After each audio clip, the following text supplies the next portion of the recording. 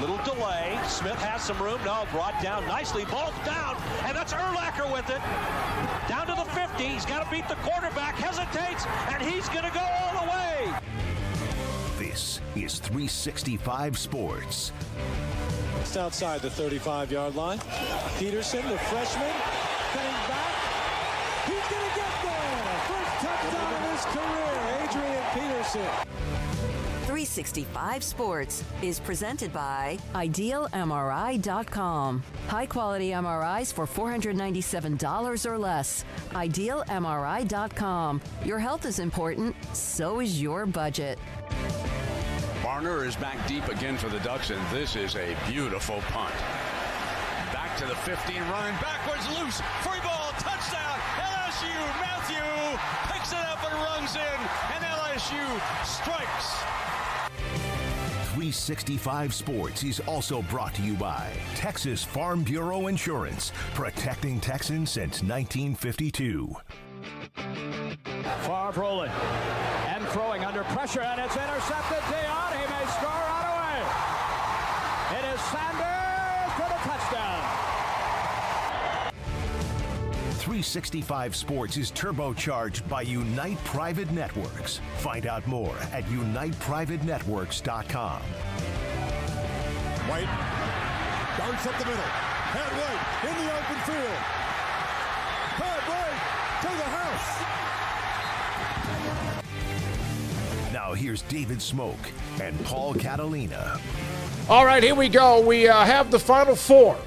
All four number one seeds are in to the Final Four down in San Antonio, just 3 hours from where we are, where we broadcast from in the heart of Texas. All four number one teams. It happened again, happened about 2005. KU won it when they beat Memphis because Memphis could not shoot free throws. So all four number one seeds into the Final Four. Craig is out today getting some dental work needed. Paul Catalina. And I'm David Smoak. We've got everybody here, Emery Winter, Garrett Ross, and also Andrew Valade. We appreciate you. If you didn't mind right now, if you're in the chat room or you're watching us on YouTube, hit the like and subscribe button.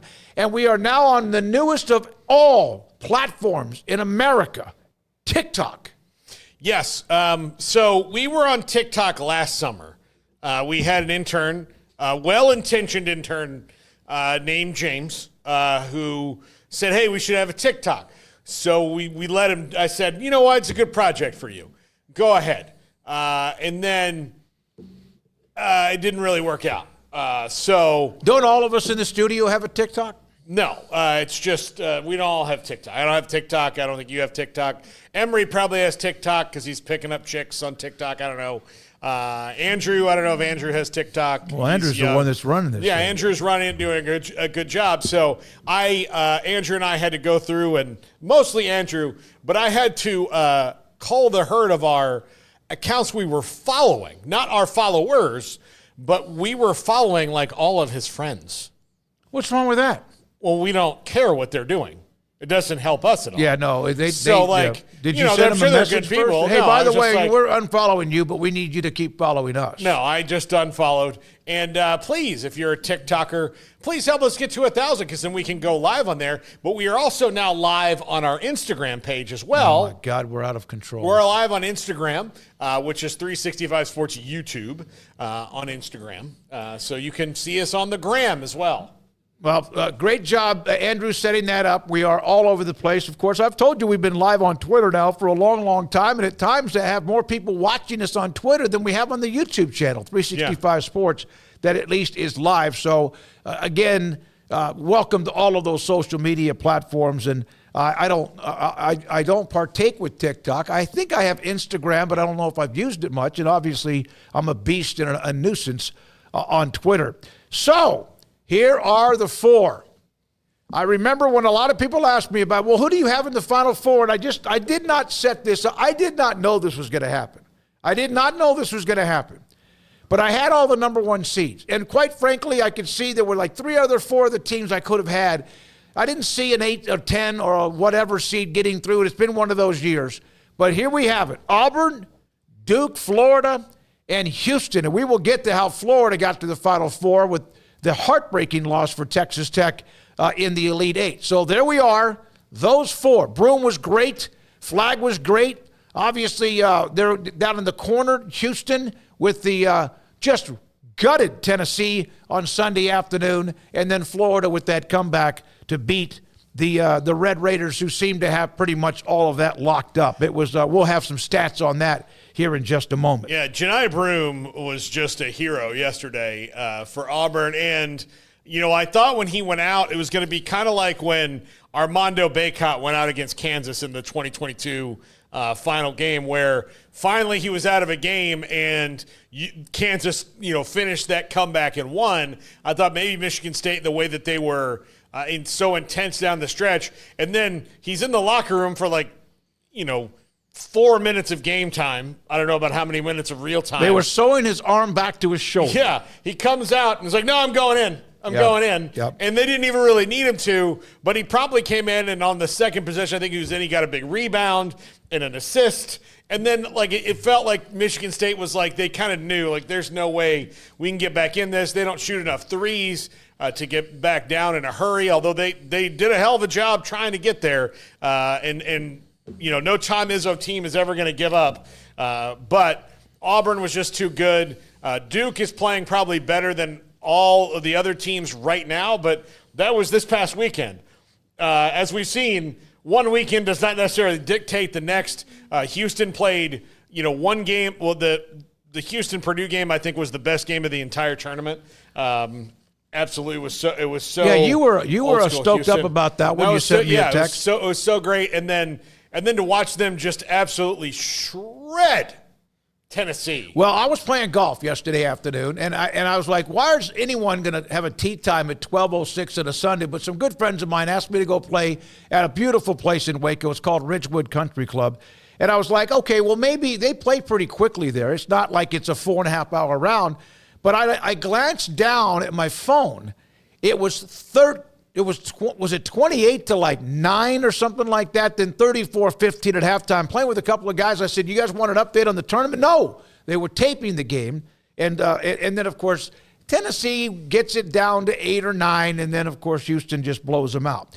Here is Kelvin Sampson over the last 5 years at the University of Houston. It's phenomenal. It's not like this is someone asked him in the press conference. It might have been before the Elite Eight about what they've done of late. Here's what they've done in the last 5 years. 2 Final Fours, 23 losses out of 180-plus games, 3 Elite Eight appearances, 5 Sweet 16 appearances in those 5 years, an NCAA best 15 wins. Kelvin Sampson building and continues to build. He's done it. He's won everywhere he's been, and the University of Houston into the Final Four with an amazing run. Now, I don't know if I gave you the efficiency. Did I, Garrett? I did. Okay. So here's from David Teal. Duke is the number one Ken Palm adjusted offensive efficiency. Houston is the number one adjusted defensive efficiency. This is when you take a bunch of different numbers, you crunch them, you throw it in, and it just spits it out like a lottery ticket or a ping pong. Last year, the Final Four, Wisconsin was number one. Kentucky was not. The last year it happened was 2015. Wisconsin, number one offense, which is hard to imagine, and Kentucky, the number one defense. And that was the year that I think Kentucky won it all.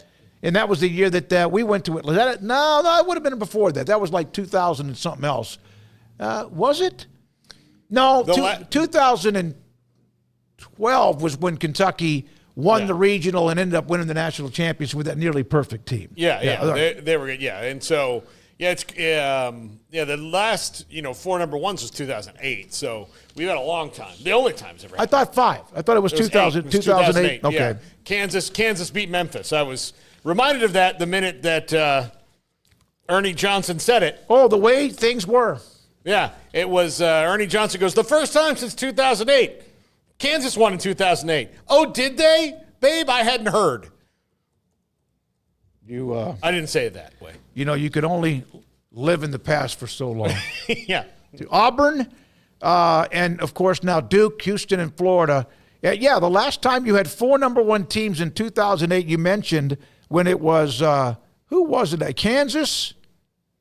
Yeah, I just lost the 2008 was Kansas over Memphis, North Carolina, and I want to say Villanova. Kansas, Memphis, North Carolina, UCLA. UCLA. All of them were number 1 seeds. Now, Duke head coach John Shire, you know, when Coach Krzyzewski sits down and then they have the next guy on the way, and I didn't know much about him other than I remember him as a player.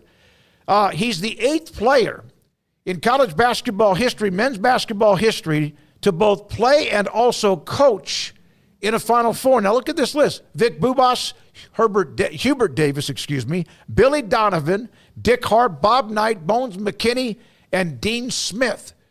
Pretty good names there. Some of the great names in coaching aren't on this list. Some of them were players but didn't play on teams that went very deep. So good numbers and a great list for John Shire. Also, Bruce Pearl, when he took the job at Auburn in 2014, he hired what was a young kid. Now, he wasn't young. He was 28, I think, from Columbia to be his first director of basketball operations. You know who that was? Todd Golden, who's now the head coach at Florida. So there's a nugget. Paul, you know I like nuggets, not McDonald's, but I do like nuggets. And so that was back quite some time ago, too. In fact, that was the same.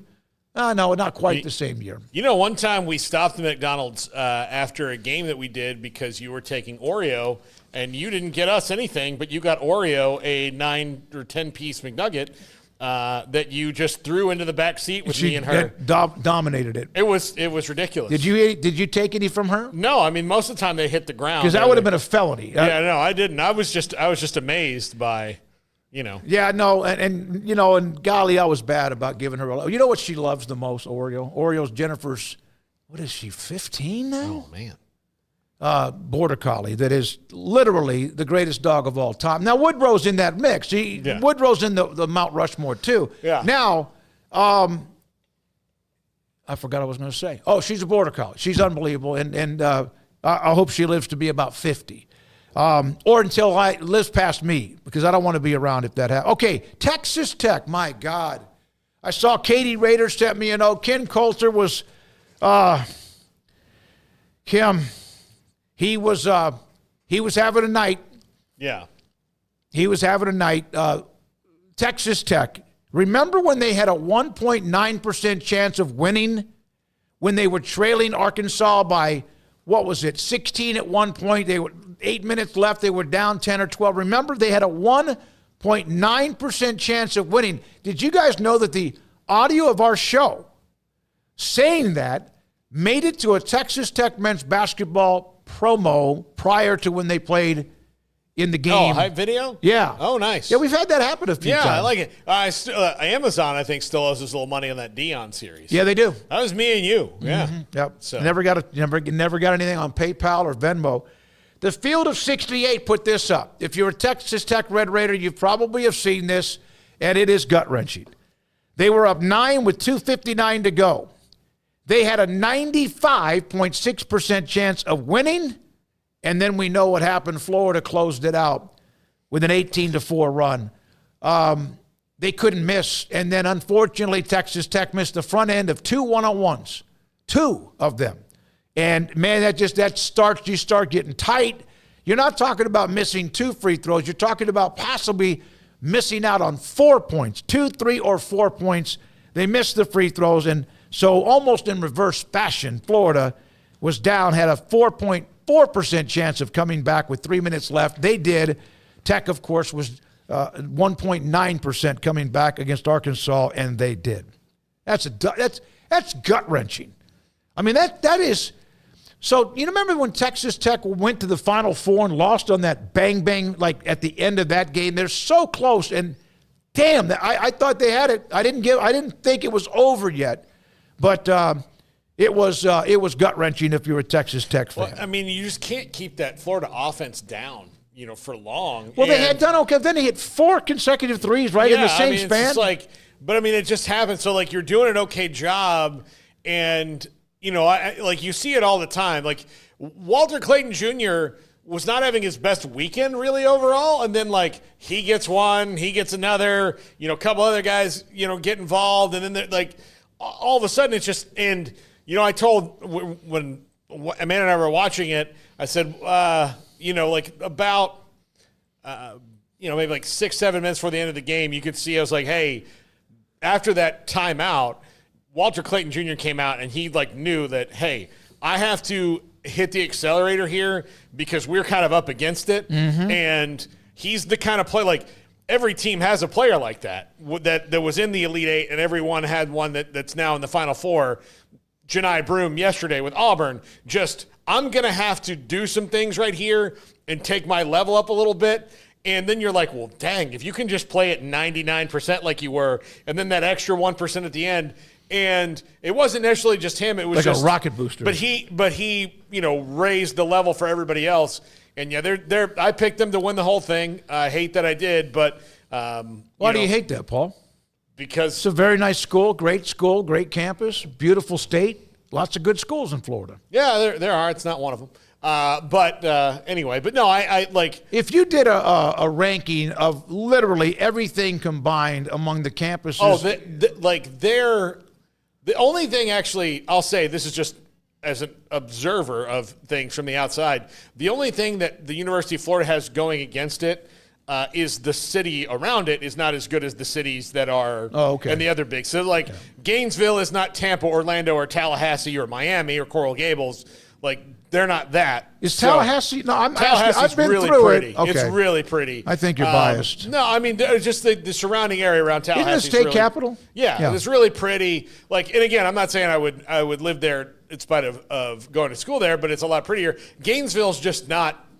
It's just there. Yeah, and the campus is gorgeous. Yeah. Gorgeous. Gainesville as a city is not a place you would go to absent of having to go. And maybe not Tallahassee. Tallahassee's just a little bit nicer. But Gainesville's just there. Like, there's nothing disgusting about it necessarily. Other than who's on the campus? No, but I mean, like, it's not like you go to it. Like, sometimes you go to a city like, man, this place is gross. Yeah. Like, I was in Trenton one time, and I was like, New Jersey. I'm like, oh, man, this place is bad. Well. But like, you go to Gainesville, and it's just kind of there. Yeah. No, I didn't know that. I've been through there like one time driving on vacation trips or whatever.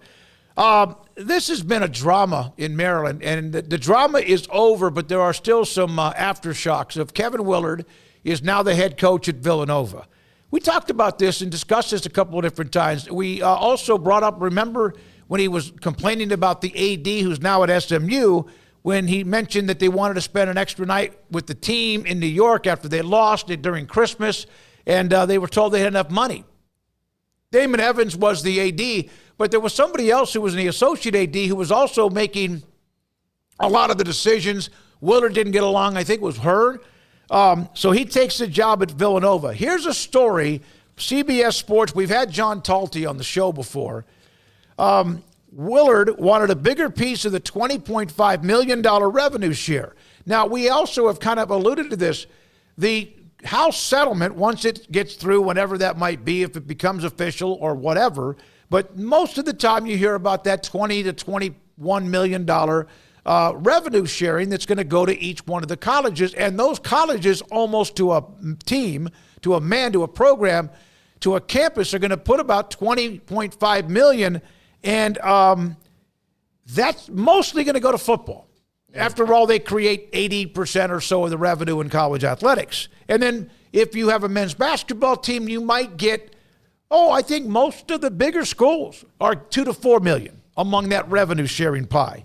He was very upset with that because Maryland is a basketball school. Without all due respect, I do remember they did beat Texas a couple of years in a row to open up the season, but they're a basketball school. He wanted more.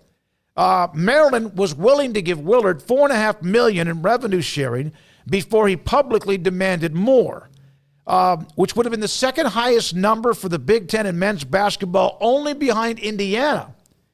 The expectation was the majority of the high major men's teams are going to do $2 to $4 million, so Maryland would have been ahead of the curve. Villanova, which doesn't have really, without an FBS football team, is going to get $6 million. So that's the enticement for Willard to go from Maryland to Villanova. And that's what... And he went out the door like shitting down the hallway all the way. Yeah, he absolutely did. That's what Greg Sankey was talking about last week. He's like, well, this is a troubling development. It's that we might have... he was like, hey, we might have accidentally boxed ourselves out of something. Yep. Damn it. Yep. Like that was. Like, wait, someone got fired for not knowing. Wait, what? No, we were supposed to have all this, but the devil's in the details. Kevin Willard was always going to go to Villanova as soon as he knew that job was open. I mean, he's a Big East guy. He came from Seton Hall. But he really – and again, they were void of an athletic director too, so he was trying to game that situation by like, hey, look, nobody's in charge of this thing right now. Mm-hmm. You might as well, give me this and do that before the next guy gets in. And if I'm Maryland, I'm like, well, I don't – like, let's let we want to hire a good athletic director. You don't want to hire an athletic director and be like, oh, by the way, we made these promises to the basketball coach that you didn't make, but now you have to keep, or if you don't, he's going to get mad and leave, and then we're probably going to fire you because we're a basketball school, and, you get it. You want to be here, though. Crab cakes. That's like, right. What are you going to do? And so, yeah, that's just a bad way to go out. And look, if you want to go, like, here's the thing for Kevin Willard. If you want to go to Villanova, just go to Villanova. Like, no one's going to blame you for going there. I mean, it's the nature of the business. Yeah. You're going to go and you say, like, if you say, like, look, I'm going to go to a school that doesn't have to worry about, feeding the football team before the basketball team, and that's enticing to me. And he would not be alone in that. Like, there's a lot of coaches that would love to have that kind of a thing and say, yeah, that's right. It was time. I took Maryland as far as I can go. And he knows that he can probably get Derek Queen and those guys to follow him in this day and age. So he's not worried about filling the roster or anything like that. Well, that's all he has to say. Who is going to win a national championship first, the Maryland men's basketball team or football? The men's basketball team still will. I mean, they've had some teams now. Yeah. I mean, look, they won with Mark Turgeon. Yeah. With Mark Turgeon. What was that? They had Williams, Gary Williams, who was very Lefty Rizal. So they have a fantastic history. That was one of the other discussions when it comes to how much they split, whatever. I'm not going to say never for Maryland, but let's be realistic here. They're like, of all the teams that you say are going to eventually could win one, like, they're not going to be on anybody's top 100. And I think even one of there's still kind of a stinging point for some at Maryland that they moved from the ACC, which is known for a basketball school. They move into the Big Ten, but guess what? They're making a bucket load of money. But that's just been a money grab for football anyways, because for football, they're not nearly as good in the Big Ten as they were in the ACC. Yeah, you're right. Okay, now who takes the Maryland job? This happened, I think this popped out sometime even Thursday or Friday when it started simmering that Willard would be gone. Buzz Williams, Texas A&M's Buzz Williams, who had a hell of a team, but they couldn't close out games this year, and including, remember, in the postseason, in the tournament, they had that complete meltdown against UT in Austin, and then even in the Big 12, the SEC tournament game.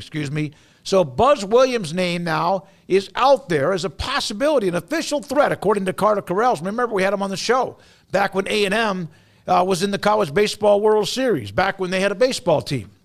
Yeah. You didn't get that. Yeah, no, I got it. I had my cousin was texting me this morning. Like, he kind of, he was sharing me some message board posts from Texags, and a lot of fans aren't, mad at Buzz for being involved in this. I mean, they went and stole Buzz from Marquette or Virginia Tech anyway. Virginia Tech. I mean, so it's not like that's not the nature of the beast. They just think right now it'd be kind of awkward if he did come back. Why? If he didn't go to Maryland, I don't know. I don't get that. No, you mean I mean, when it gets out there, again, agents are the ones who are running this, but it's not like coaches can't say no. Now the agents could also pop stories out there to get more, but I like Buzz Williams. I told you I knew him when he was 20 something. When he was basically he was like the maintenance guy for Navarro College Gymnasium. When I do broadcast, and he was always so nice to me and I was real happy for him. You know who I kind of hope they hire, because I think it's time for him to have a head coaching job, and it's not just because his dad is super famous. It's Luke Murray at UConn. I mean, he's helped build their he's been a key part of that.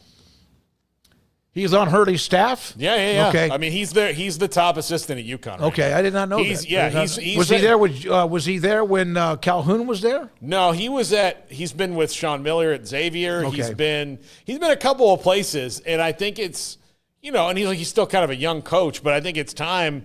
And look, being the top assistant at UConn, Kind of like, and I think this with Alvin Brooks, our friend who's at Kentucky now that was here for so long, being the top assistant at like programs like that is like you're getting a head coaching thing, training on the job. So going to, no offense to Maryland, but like he's right now doing it at the best place you could do it at UConn. And so going there and taking that expertise, I think would be good. I hope Buzz Williams stays at A&M. I think it's a good fit there for him. And, but we'll see. Again, we'll see. But it may be him, it may not. And look, the agent might be floating out there, so he gets more money at A&M and knows that Maryland is vulnerable right now without an AD, and their fans all mad because they just had this Sweet 16 team, and now they're not going to be, now they're wondering, like, are we even going to keep these guys?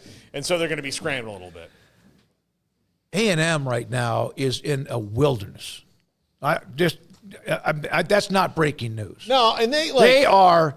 You know what? They're turning on themselves. I mean, they are like in an absolute meltdown about everything. From the baseball team, who wanted one of the former assistants to come back, he did. They're horrible.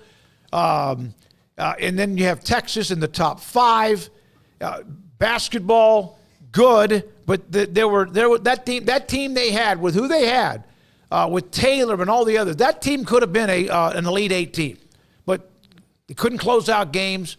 Football obviously was okay, but here comes Texas. They beat them in College State. They really are having – now, this doesn't mean they don't have some sports that aren't very, very, very good, but they are having a bad – I mean, they're already kind of like paranoid anyway. Yeah, I mean, it's just like they are perpetually the bridesmaid and not the bride, where like, hey, look, things are going well. And I think we talked about this last week where – They know this too, and I think that knowing this and dealing with it in real time now is tough. That they squandered a decade-plus head start on Texas. Yep, they had it.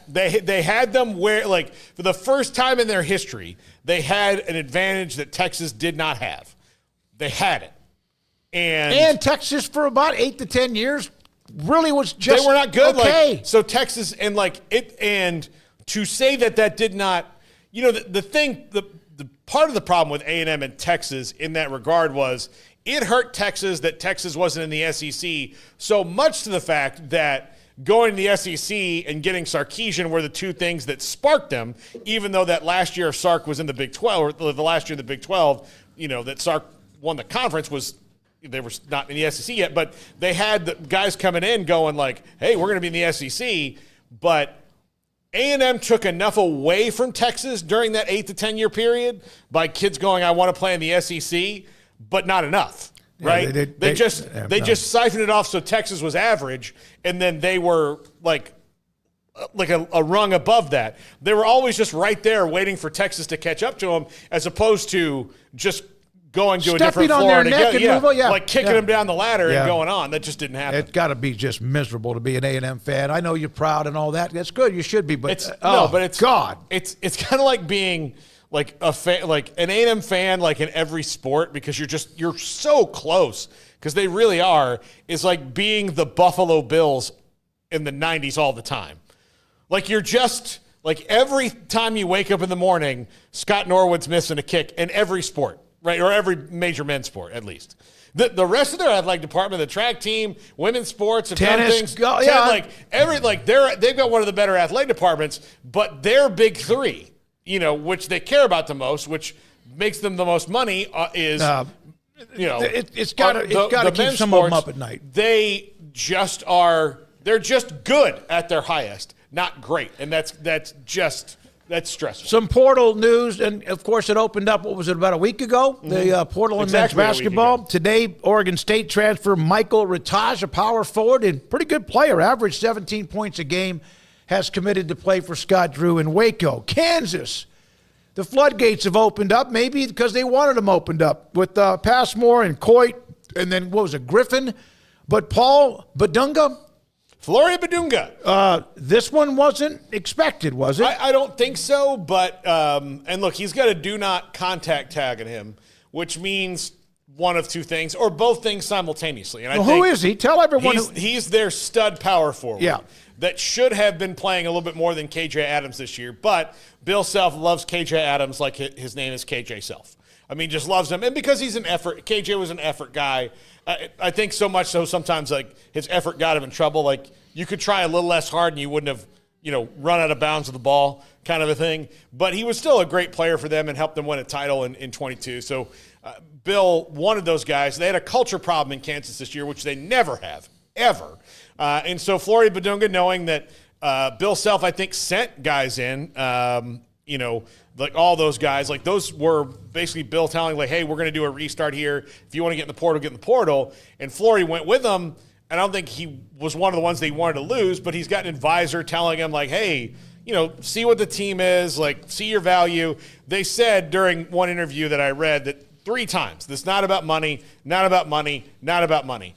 John McClain told me very early in my career, if they say it's not about money, it's always about money, and it's always about money. Okay. I'm sure it'll be fine for Flory Badunga. I think he's going to come back, but can I get to the point? What's Amanda think of this? How is she spinning this? No, we're in wait and see mode. Okay. Wait and see mode. Where? So I say that as a married couple. Okay. Because you go through everything together, Smokey. Whether you volunteer for it or not, you go through everything together. So we are in wait and see mode, even though the we in this one, I'm less of that. All right, Marcus Adams Jr. I didn't know this. Rob Dowster, who's been on this show from the field of 68. Look at this timeline. He just transferred, a day or two ago to Arizona State.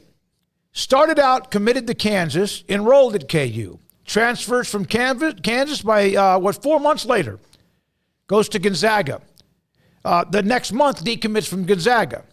Transfers to BYU. Plays 1 game for BYU. Transfers from BYU.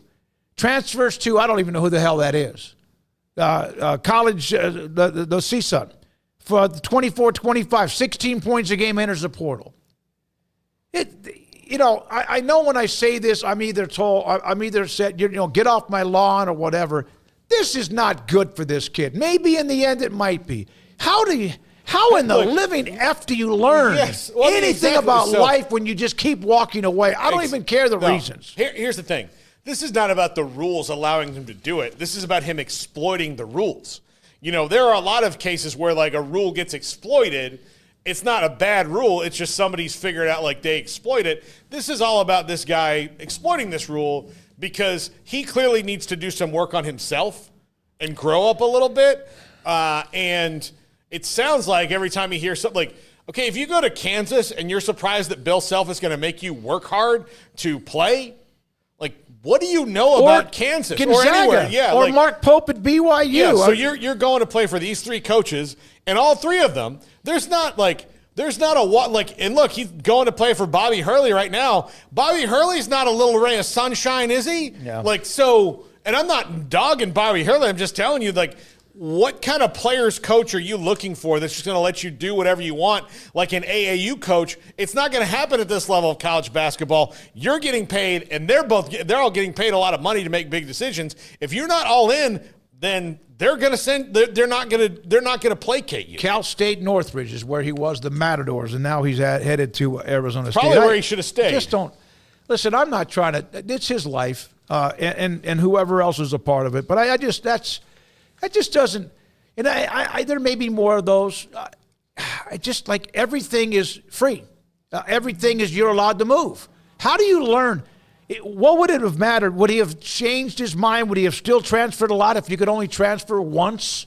I don't know, and I'm not saying that should be the rule, but good God, that just looks really weird. McDonald's All-Americans, they had practices for the game coming up. Cam Boozer, remember his dad, right? Mm-hmm. Really good player. He was the number 1. He was the MVP. Tunde Yesufu, who's signed with Baylor. AJ DeBonta, right? He signed with BYU. He's the $1 million baby. He's at 4. And then you see some other guys, including Darren Pierce. $1 million baby? Well, I mean, that doesn't mean it's one. The elevator can go up to the 8th floor. KU, the guard, he's really good. It's one of the. I saw as soon as they got knocked out of the tournament really quickly. I saw a lot of that. Well, they have him coming. There's Houston with Harwell, Arkansas with Malik Thomas, and then also Braden Burns has not yet. Berries, has not yet committed to somebody. All of them high level, big boy, 5-star McDonald's All-Americans. I think that's going to, one note in college football, Garrett, about Stanford. Frank Reich engineered one of the greatest comebacks in the history of college or any football. NFL with the Bills will be the interim coach for Stanford, the Cardinal, in 2025. Remember, Andrew Luck fired Troy Taylor, and they were looking for a coach, and they're just going to go with an interim, let him come in and try to maybe give some stability to Stanford football and also go from there. All right, all 4 teams in the Final Four. We have an analyst for Houston, Auburn, Duke, and I'm missing a team. Florida. Every single team that's in the Final Four, we have an analyst on the show today who will talk about who they are, what they are, and, of course, even more nuggets on their story, including we have Joseph Duarte, who will join us in just a moment. Stephen Wiseman covers Duke. Zach Abolverdi covers Florida. And Philip Marshall covers Auburn. All of them. We'll have them today, and this is 365 Sports. Petty Clinic, lowt.com. Dr. Kent Petty can help you become the high-performance man that you want to be, need to be, and used to be. As you get older, a lot of things, just like a car, man, things start to break down a little bit.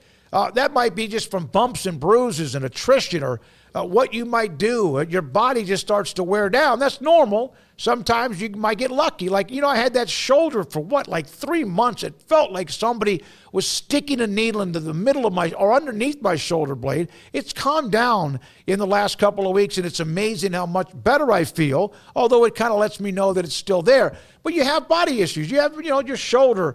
Well, when it comes to testosterone, that affects a lot of different things. And that can get down as you get older, start to drop. 1 out of every 3 or 4 men, so about 25 to 30%, have symptomatic issues of low testosterone. 1, you don't have the energy. 2, you don't have the sex drive. 3, things don't work the same. It happens. It can be that way. Look at everything on television. How many different ED commercials do you see? And testosterone might have something to do with that if it drops within your body. Dr. Petty wants to help you with that. Contact him at pettyclinic.lowt.com. At Allen Samuels in Waco. Right now, drive home a 2025 Ram 1500 Laramie Crew Cab or Ram Lone Star Crew Cab, both with massive $15,000 off MSRP. Looking for unbeatable value? Drive home a Ram 1500 Tradesman Quad Cab starting at just $35,995 or upgrade to a Tradesman Crew Cab for only $37,995. These deals won't last long. Hurry to Allen Samuels today. Come by. Let's be friends.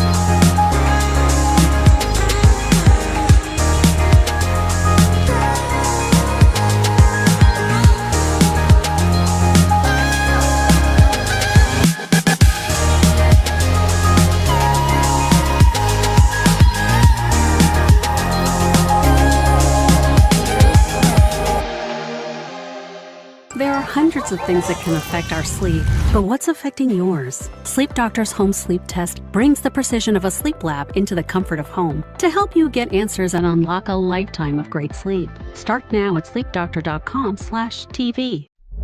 I'll never get used to this.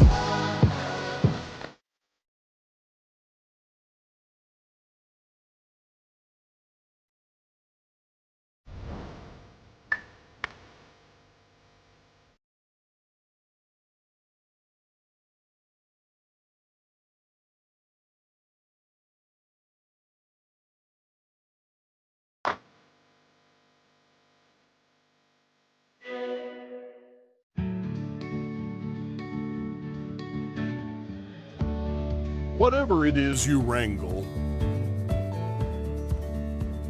whatever seeds you sow, no matter what you nurture or what you choose to grow, at Texas Farm Bureau Insurance, we're proud to protect all Texans.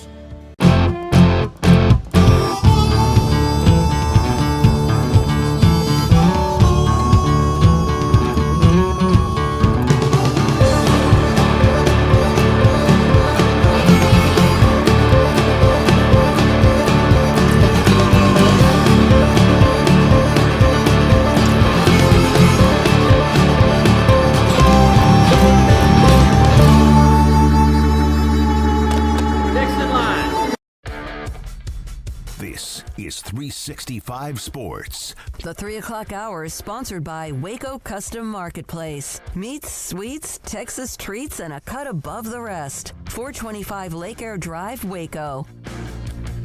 365 Sports. David Smoak and Paul Catalina. Craig is out.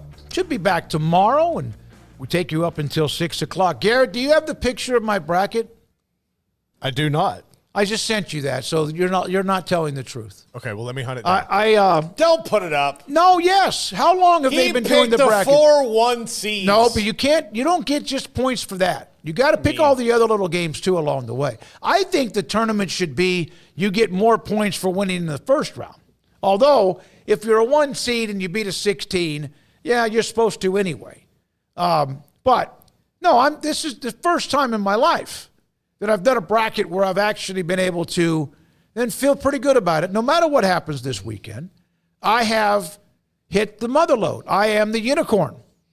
Yeah, good for you. I don't think you've ever been in this range of atmosphere in your bracket the way I am, though. I beat our buddy Zach Burke, who's now our coworker again because he's over at Rogue. I beat him. I beat him so badly one year in the bracket we did because it was a year where he thought Michigan State was going to win. They got bounced in the round of 32. I got all my Final Four right. I only missed like 5 games in total and got the champion right. But that was what I was. Do you have a video of it? No, I don't. But and since then it's been a cavalcade of nightmares.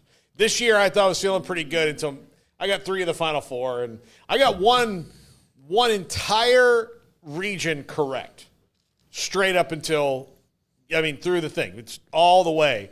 And then I had one where I only missed 2 games, but the Kansas region and that one messed me up. It's what happened when you go with what you're forced to write down. Maybe a little bit true.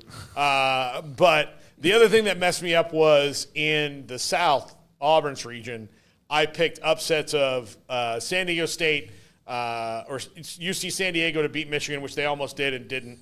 And then I bought the hype on Yale, and A&M stroked them. See, it sounds like to me in a lot of your decisions, either you were forced to or there were emotions. Like I think you still have emotions about Yale because they one time when they beat Baylor like 10 years ago. You still have some. No, I just I thought that like A&M just wasn't. They weren't finishing, and look, they didn't finish the next day. They just started out well and did well against Yale, and that was that. And then UC San Diego dang near beat Michigan.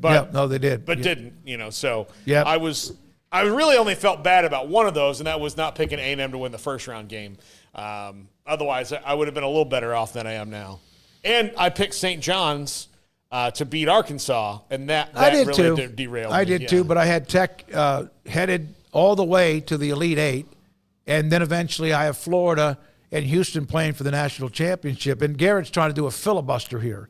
If this was his bracket, he damn sure would have had this up before the show started. I'm still looking for it. I haven't got the email. I'm waiting on Joseph because he popped in here, but his camera looks like it's off. Joseph Duarte? Yes. Yeah, he didn't want to join us anyway, did he? He is very annoyed. Joseph, how many times? If you can hear us. Yeah, no, he didn't. We have ruined a lot of.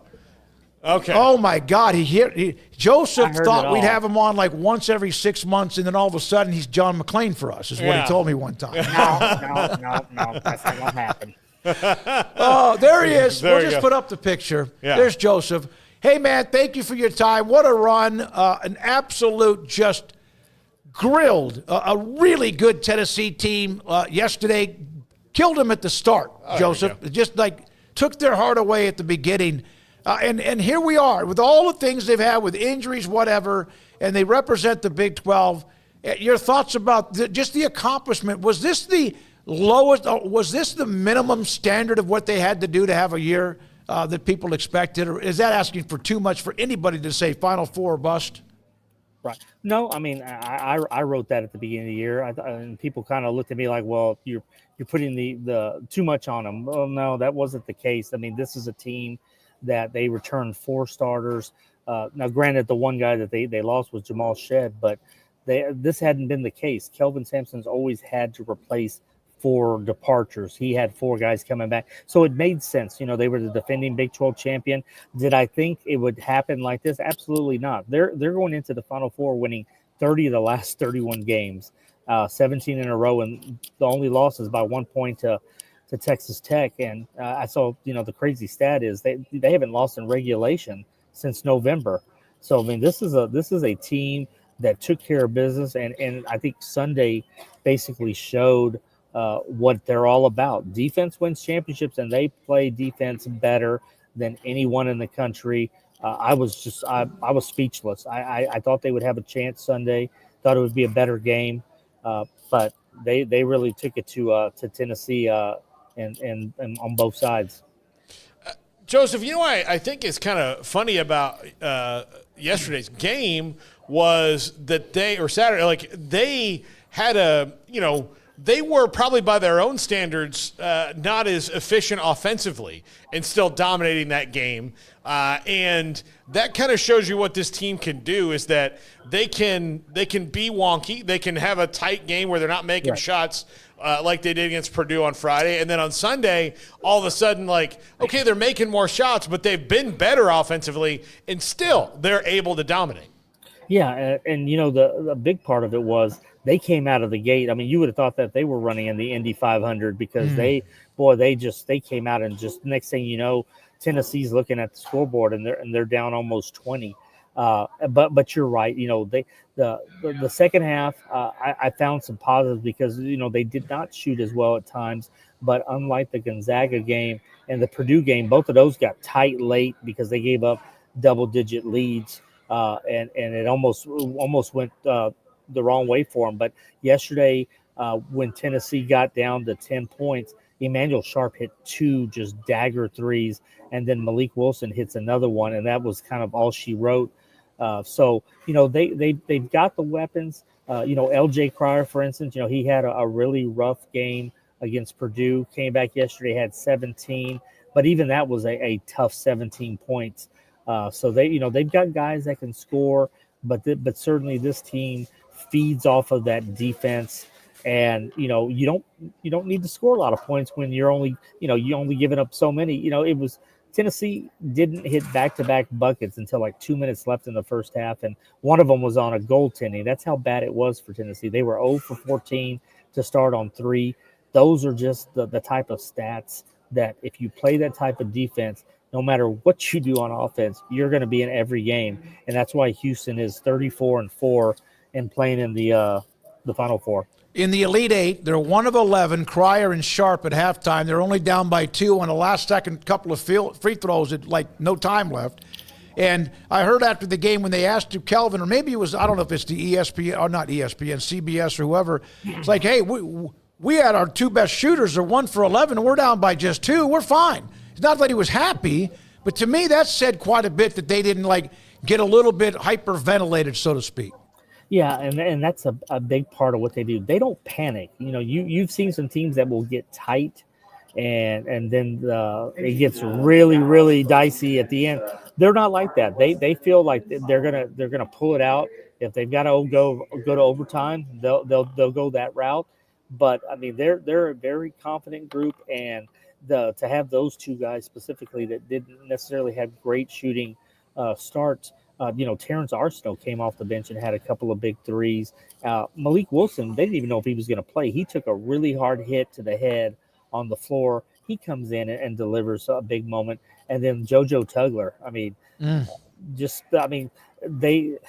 don't know what you can say about just the trouble and the problems they create. I mean, they got 3 guys, 2 specifically, to have like 7'4" or more wingspans, and that just teams haven't seen that. Teams don't know how to prepare for it, and that's why the defense is so good.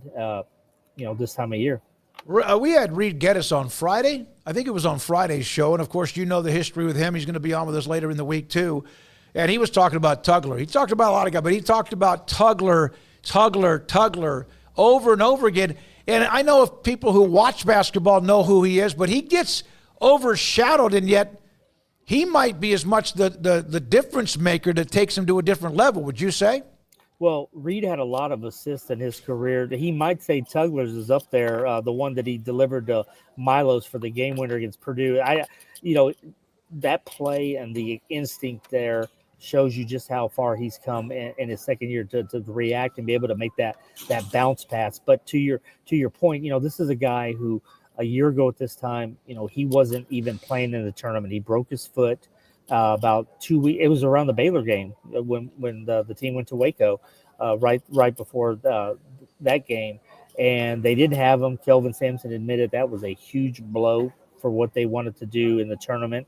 And now he comes back. He's not only Big 12 Defensive Player of the Year, he's one of 4 finalists for the Naismith. I've seen some places that have named him one of the top glue guys just for all the other things that he does. He's not a scorer. He's not going to give you the 15, 20 points or even 10 at times, but he gives you the 4 or 5 blocks. He had 8 blocks against Alabama during a game in November. So all those things that he does, the deflections, the tip outs, he is sort of the guy who gets maybe lost among the guards, but he is a huge part of what they do, and he'll be an even bigger part this week going up against Duke. Duke is probably the team that played the best this weekend. I think both games combined overall. But because of the style we've talked about, does Houston maybe have the medicine for Duke, to get over that hump? They're so deep and so good, but they've got a bunch of guys who just don't play around. Yeah, and I liken this to some games that Houston's gone in this year where they know that people are going to say, well, you got to keep up with them. You got to keep the pace up. You got to score with them. And that's not Houston's style. They make you play their game. They will you to get if you're scoring 88 or 90 like a BYU or in Arizona on the road, or even Texas Tech. I think Texas Tech is the last team to score 80 or around that. They feel like if they can bring you into the 60s, then that's that backyard brawl. That's that type of game that it's on their turf now. And I think that's what this type of game will be at. Tennessee was very similar. They played very physical style. Did I think that they would only have 50 points? And no, I didn't think it was going to be like that. But Duke, you look at the stats and Cooper Flagg and what Houston's going to have to deal with. It's just not all Cooper Flagg, but I think this is another one of those games that Houston can sort of they have time to game plan. Because a couple of years ago in San Antonio, they played a number 1 seed Arizona that had a bunch of NBA prospects, was a high-scoring team, and Houston walked out of that game in the Sweet 16 with a big win. So, maybe San Antonio repeats itself, but I have no qualms that Kelvin and his crew will have a pretty good game plan with several days to prepare. I know that they played really close to Lafayette, and Indianapolis is like an hour and 7 or 10 minutes away. But now they're right next door to San Antonio. Now they're the ones that have the home court, basically, you would think, and how that all breaks up down inside the Alamodome, I don't know. But to be there again, I saw them in 21 when Baylor won it all, and Houston was a part of the Final Four. And you could see, and Sampson's been there, but this team here, it's almost like that's what, even then, even though they've been good since then, but it was almost like building for this moment. And then on top of that, LJ Cryer has the experience. He wasn't one of the dudes on that team, but it's pretty cool. He's done that full circle too. Right, absolutely. And, before I get into it, I'll tell you a little story from the locker room. Kelvin still brings up the Baylor game, and he's like, Baylor was the best team. He says Baylor may be the best team that they played since he's been there, that 2021 Baylor team. And he said, look, we had no business, being on the court. They were that good. And then you fast forward, and they've had a couple of, near misses, the Elite Eight the next year, and they lose to Villanova, and then the really two tough ones to swallow with being a number one seed and bowing out in the Sweet 16. He joked with us. He was like, well, if that, Jordan Poole of Michigan three-pointer at the buzzer doesn't go in, they could be looking at 3 or 4 Final Fours just in the last 7 years here. But, it's sort of a reward to get to San Antonio. You're going to have Houston fans notoriously don't travel for these type of regionals. There wasn't a lot. They were loud, but there just weren't a lot for Wichita and Indianapolis. But I don't know if you guys saw the stat. This is the toughest path that a number one seed has taken out of a regional since 2017 North Carolina. They beat a 16. They beat an 8 seed Gonzaga, who had no business being an 8 seed. You played number 4 Purdue in their backyard, and then you played number 2 Tennessee, pretty much another road game. So they're going to enjoy and take in having a lot of red in San Antonio. And, I've seen it packed before, and, maybe that'll be the difference for them this time around. Are you at an airport? I am. I could tell, yeah. Late flight. Late flight. No more 5:30 a.m. flights for me. Yeah, you could just get in the car now. You drive. What is it? Well, how far? 2 hours to Houston and San Antonio? I can drive. I was hoping you didn't say for me to drive from Indianapolis. No. That's about a 3-hour drive from. And that's where Houston played Baylor in Indianapolis at that COVID year. Yeah. You fly into and get some rest, Joseph. I know it's a long haul, but it's fun, man. You got a team that is so much fun to watch. They really, really are. Paul, anything else for Joseph? Nope. Joseph, thanks, man. Appreciate you jumping on with your schedule, crazy as it is. That's Joseph Duarte, covers Houston, University of Houston for the Houston Chronicle. That in all of my years, almost 45 years in the business, that 3-week stretch where I was able to stay in Indianapolis during that time was one of my favorite all-time ever. Not just the events, and I saw that. Who was the one? Gonzaga hit the late shot to beat UCLA, who had been on fire. Arkansas was there. Houston was all that, But that was really cool the way Indianapolis, I thought, did a great job of hosting the tournament, and especially during the conditions. I loved Indianapolis, the access, walking anywhere, going to some great restaurants. St. Elmo's has got the great steaks and seafood, and they also have that cocktail sauce that will rip, not just blow the hair out of your nose if you haven't got it trimmed up, but it'll go all the way through your eyeballs too. And they have that now, and I don't know if I mentioned it on the show. H-E-B has St. Elmo's cocktail sauce. Yeah, you did. And it's just fantastic. Okay, when we come back, we will check in with Duke. Stephen Wiseman, we've had Stephen on before. The News and Observer, he's next. The Duke Blue Devils, this is 365 Sports. The Baylor Club, inside McLean Stadium off I-35 and the Brazos River. And right there, of course, with tremendous food. Here's some of the specials they have. They have this thing now called Club Eats to Go, where on Thursday you get meals for families of 6 or more, for pretty much 6. Here's what they do. Round Italian bread loaf, your choice of tossed salad with ranch or balsamic vinaigrette or Caesar salad. Thank God there's no Roquefort in there. I won't eat that. Meals are partially cooked and then come refrigerated. You pick them up. You get them to a certain internal temperature, and you eat the hell out of it. It's very, very good. And you could order by Tuesdays around 10 and then go pick it up. You see grocery stores now where you can order your stuff online, then go pick it up. This is the same thing. Order it online, go pick it up on Thursdays at the Baylor Club. And the food is just absolutely phenomenal. The Smokehouse Burger is tomorrow's dinner feature. And then you have St. Louis pork ribs, fried shrimp, catfish basket Thursdays, steak and lobster on Fridays, and prime rib on Saturdays. Mike Mosel does a great job. He's been there from day one. They have over 10 years now inside McLean Stadium. It is a fantastic place to eat, meet, speaking engagements, banquets, and more. The Baylor Club inside McLean Stadium in Waco.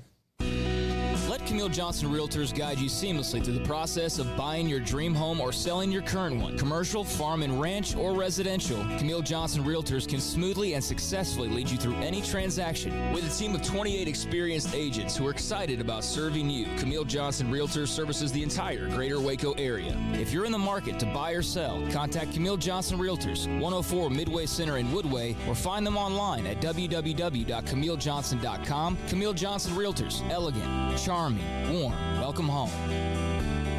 Pizza, burgers, and Bears football. There's no place around Waco that serves them all other than Bubba's 33. Come show your green and gold and enjoy some of Waco's best food and beverages while watching your favorite team, the Bears. When real Bears fans get hungry, Bubba's 33 is the #1 spot for ice-cold drinks, hand-stretched, stone-baked pizzas, and bacon-infused burgers. Join us for indoor or patio dining. Bubba's 33, Waco's restaurant and proud supporter of Baylor Bears football. Sick 'em, Bears. Don's Humidor, your home with a 48-foot walk-in humidor with the elite cigar brands from around the world, including the #1 cigar of the year, Aging Room Cuatro Nicaragua. Plus, they have the great brands like Macanudo and Artur Fuente, Rocky Patel, Aston, and so much more. CBD, great for sore muscles, aches and pains, sleep, Vita Dreams, and anxiety, mild depression, general health and wellness. Their staff very knowledgeable on the subject. Don's Humidor in the Townwest Shopping Center off Valley Mills in Waco. Ready to take your business to the next level? Carrion Solutions has got you covered. We deliver world-class IT consulting, including Quest On Demand and Migration Manager, M365 and Exchange migrations, Active Directory assessments, security hardening, and Windows Server upgrades. Our experts specialize in consulting, monitoring, support, and managed IT services. We promise vision, professionalism, and unbeatable value. Satisfaction guaranteed. If you're not happy, we make it right. Remember the name Carrion Solutions. For more info, email sales@carrionsolutions.com or visit carrionsolutions.com. That's CARRION solutions.com. Carrion Solutions IT success guaranteed. At Ideal MRI, we feel blessed to be part of the Waco community. We're a small family business here in Central Texas. At times like this, the cost of healthcare has never been more important. And unfortunately, significant illnesses and injuries still occur. And that's why Ideal MRI is open and here to serve you through this difficult time. So if you need an MRI, ask your doctor about Ideal MRI. You can schedule online in minutes at idealmri.com or call 833-IDEAL-MRI.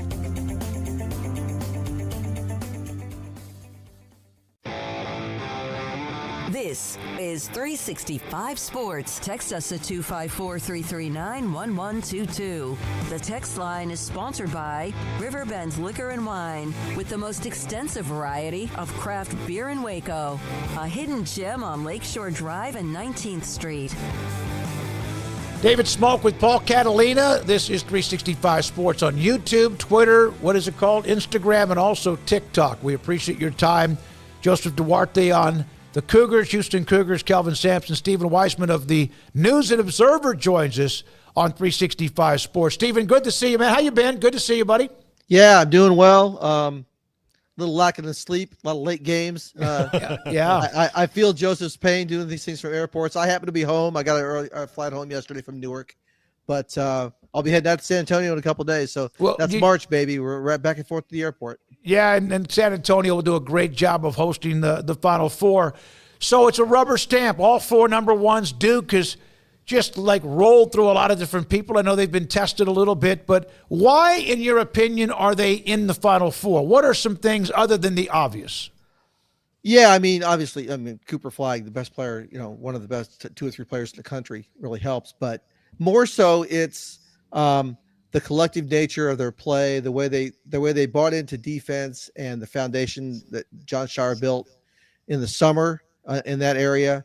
They've been a terrific defensive team all year. They've rarely had, a moment where they haven't played great defense. The second half against Arizona is one of those few. They had a 19-point lead. They got down to, 6 or 5 or whatever it was, and they ended up winning it in double digits, or by 7. But mostly they have been really a lockdown defensive team. And it just goes to the type of roster he built in the offseason when he kind of tore down last year's Elite Eight roster and coming in. And so, defense, we said it early in the year, this defense is going to travel no matter where they go.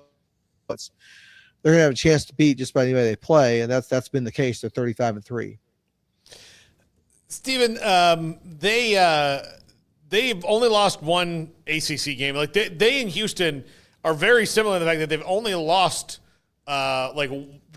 twice between the two of them in the last months, right? I mean, they just don't lose. What was it about? And I know that the ACC was not the wrecking ball that it has been in the past, but what is it about this team to not have, even great teams have bad nights? I mean, Auburn's had some bad nights. Florida's had some bad nights. Duke and Houston just don't really have bad nights. They have great coaching first, but they're also the internal leadership on the team among the players to come out and take care of business every night and not, the term play with your food, right? They don't come out and mess around. Yeah. They get out, they get it done. And, they haven't trailed at halftime just a handful of times this year. They just don't mess around. They come out and they take care of things. And yeah, you have a night where you don't shoot well. That's going to happen. Like Houston's one of the best 3-point shooting teams in the country. I know along the way, I haven't looked at every box score, but I'm sure there's a night they didn't shoot 40% from 3-point, right? But they still won because they have other things they can do. They can play great defense. They don't turn the ball over. They just have a togetherness and almost a professionalism about the way they do things. And I've covered Duke for 15 years now, so I've seen great teams come along. But this one has that little edge that's different than, because they just come out and hammer people and don't leave any doubt and kind of steal their souls kind of thing, So Cooper Flagg is not only perhaps the best player in the country. He's in that discussion. It's a very, very short list, but he also does have a toughness about him. He's not soft at all. He'll every once in a while make a play and then kind of like that flex a little bit.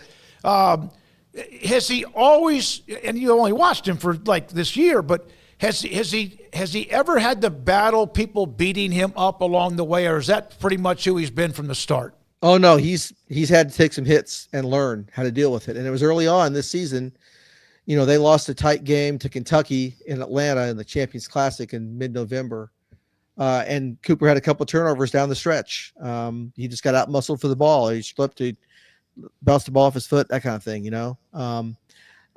They played Auburn at Cameron Indoor Stadium, another very physical team.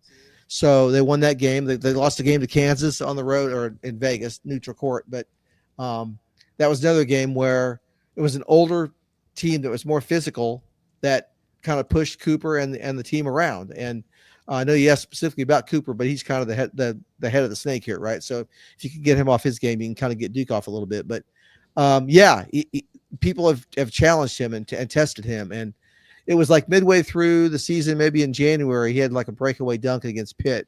And I think that replay has been shown over and over again where he posterized the guy, and we all were kind of like, whoa, where did that come from? Like, okay, somebody flipped a switch in this guy. Like and from that point forward, that flex thing he would do, and he'd be like, I think I wrote the next day, like, you don't want to see Cooper when he's angry. Apparently he's angry. You don't want to see that. So he's had to learn that toughness. And it kind of goes back to it real quick. I'll tell you this part of it. When he worked last summer with the NBA team, the Olympic team, and he was part of the select team practicing against them. And he was out there in Vegas for 2 days. And the first day he was kind of tentative. He was I wasn't there, but I talked to people that were, Coach Shire and others. And it was like, okay, he was kind of feeling his way. He was a 17-year-old kid playing with these guys, LeBron James and everybody.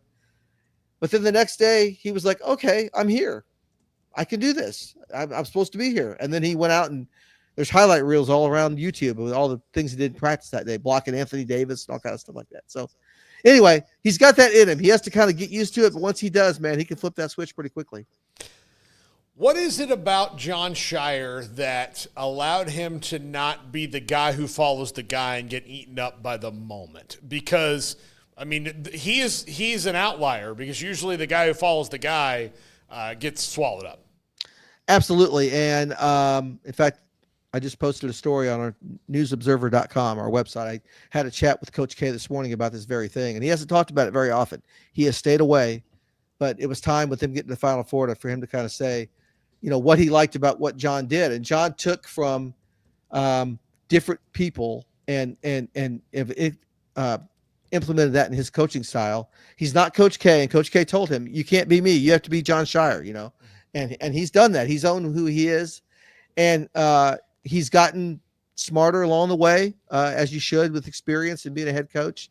He's a better coach now than he was that first season. I know I was there at every game that year, and I know they went 27-9. They won the ACC, but they got punked by Tennessee in the second round of the tournament. They got beat up. They were out physical. And this team, that won't happen to, because John's gotten better at roster building, at knowing the modern game and being able to analyze and see that last year's team, while they beat Houston, thanks to an injury in the Sweet 16, they didn't have enough to get by NC State in the Elite Eight. And so he had to get older guys, more physical players to go with these great freshmen.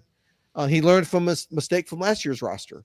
And that, to me, is like the greatest lesson that John Shire has learned and is putting into play, is to learn on the fly, to be open to change, and to just be himself and make the decisions he thinks need to be made. He went out on a limb last year when he ran off guys, like Jeremy Roach, who ended up at Baylor. He could have come back to Duke, and he didn't come back. But he was confident enough to do that, and now look how it's worked. Jeremy Roach to Baylor. And when I saw that, again, sometimes we don't know the inside stories, and there were times this year where I think he wanted to, he wanted to be the point guard. And that wasn't really his role. And then they had the young freshman that came in and had some big games, but inconsistent. So was Jeremy someone that created a problem? Was it a chemistry issue, or it was just time to move on? It was just time to move on. And they needed, Tyrese Proctor had grown into that role. He and Jeremy played together 2 years. Jeremy was part of a Final Four team, Coach K's last season. Mm-hmm. John Shire knew Jeremy from high school. He recruited him. They are still very close. They are friends. There's no animosity between them. They just both realized, with the people that Duke had coming in, it wasn't that Jeremy was going to get the playing time he got, because they might be better, right? And there's no promises. And they had to get that chemistry figured out with the point guard situation. So there was, obviously, in this day and age, there's money available at other places for a player like Jeremy Roach. He did very well at Baylor. He had a good season. They made the tournament, all that stuff. So it worked out. It was really odd when they played each other, I have to say. For everybody, that was odd. We're talking to Stephen Wiseman and News and Observer. I'm sorry, Stephen. Go ahead. No, go ahead. That was odd when they played each other, but it worked out. It worked out, I think. And it was just time. It was time for Jeremy, his fifth year. It was time for him to play somewhere else. From the chat room, from Kyle Visser. He's a Houston fan, I believe. Kyle, A&M or Houston. That's what I thought. That's what I thought. Ask Stephen if the Duke's youth has showed up recently, or does he feel it's gone? In other words, have the young kid, you hear about by the end of the year, my God, they've played almost 40 games. They're no longer freshmen anymore. Yeah, I think it's gone. I think the last time we saw it to Clemson down there, and that was February the 8th. We talk about how these teams haven't lost in forever, and that was the last time Duke lost. It could have showed up, and I expected it to show up in the ACC tournament when Cooper Fly got hurt with a sprained ankle, and Malik Brown went out with a dislocated shoulder. They didn't need to win that tournament. They were going to be a number one seed anyway. And so then you've got these two, parts of your rotation, your best player unavailable. And that would have been a time when, they would have splintered, or the youth would have showed up again. And it didn't. They went out and beat Carolina. They had a 25-point lead early, and then had to hold on for dear life to win that, but they got it done. And they came out and took care of business against Louisville the next night. And to me, that told me that, okay, these guys have grown beyond that part of their maturation process. They're beyond the we're freshmen thing. And it could show up again this Saturday night in the Final Four. That's another big area, but I doubt it, because they got through that other thing. I think they'll get through this too. When Duke is in a Final Four, what is Durham like compared to when it's not? Because it feels to me that most fans think that this is where the season should be, no matter what happens. All 10 players could get hurt. They'd be like, no, they're fine. We should be in the Final Four. Is there a buzz, or is this fait accompli to them? Well, there's a buzz this time because it's the first time Shire's done it. And everybody thought, okay, this is the right guy. Coach K thinks he's the right guy. But until he does it, you don't know. And so they were good the last 2 years, but this is they needed to get here to kind of justify what they did. So that creates the buzz. And now they're so good that it feels like, they want that 6th championship, and this feels like a team that could certainly do it. So, yeah, I mean, there's a lot of disappointment when they don't make it. And another part of that in our neighborhood is when Duke doesn't make it, one of the other neighbor schools probably does. Like last year, NC State made it. Carolina usually makes it. It's usually one of these three. Somebody's in it, right? Mm-hmm. So that adds extra salt on the wound. Like, you're not only not there, your buddy in the cubicle next to you at work, his team's there, and I got to hear about it from him. So that's just the way we live over here in this part of the world. So yeah, it's different. So sweet around Tobacco Road, but it is unbelievable that group of teams. So it's obvious that the one team that Duke doesn't want in the Final Four, if they're not there, is North Carolina, right? Is it? Yes. All right. How would you rank, let's say, the 5 around Tobacco Row or that area that Duke would be miserable if they weren't in it and those other teams were? Oh, on a scale of 1 to 5, and those guys are in it? Yeah, North Carolina would be 1. Yeah. Like that would be 1. Who would be 2, 3, 4, maybe 5 if you don't mind? Let's see. Other teams like NC State would be next. Yeah. Maybe. Okay. Yeah, definitely that. And then there's teams outside of. Yeah, they don't have to be in Tobacco Road. Just I got teams. you. Yeah. Okay, Kentucky. All right. Kentucky's at probably had NC State until last year, but Kentucky. There's a pretty good Duke Kentucky rivalry for sure. And then maybe Kansas because they're another blue blood. That kind of thing. After that, probably UConn, I would say, because UConn's beaten Duke a couple times in the Final Four on the way to their championships, and they have 6 titles now. Duke has 5. They've passed Duke, so Duke certainly wants to catch up to UConn. It is amazing. I remember in the days of the late 70s when Duke started to kind of like get something going, right? They were starting to – they just weren't good enough. I forgot who it was that was there. They went to a Final Four. They just weren't good enough.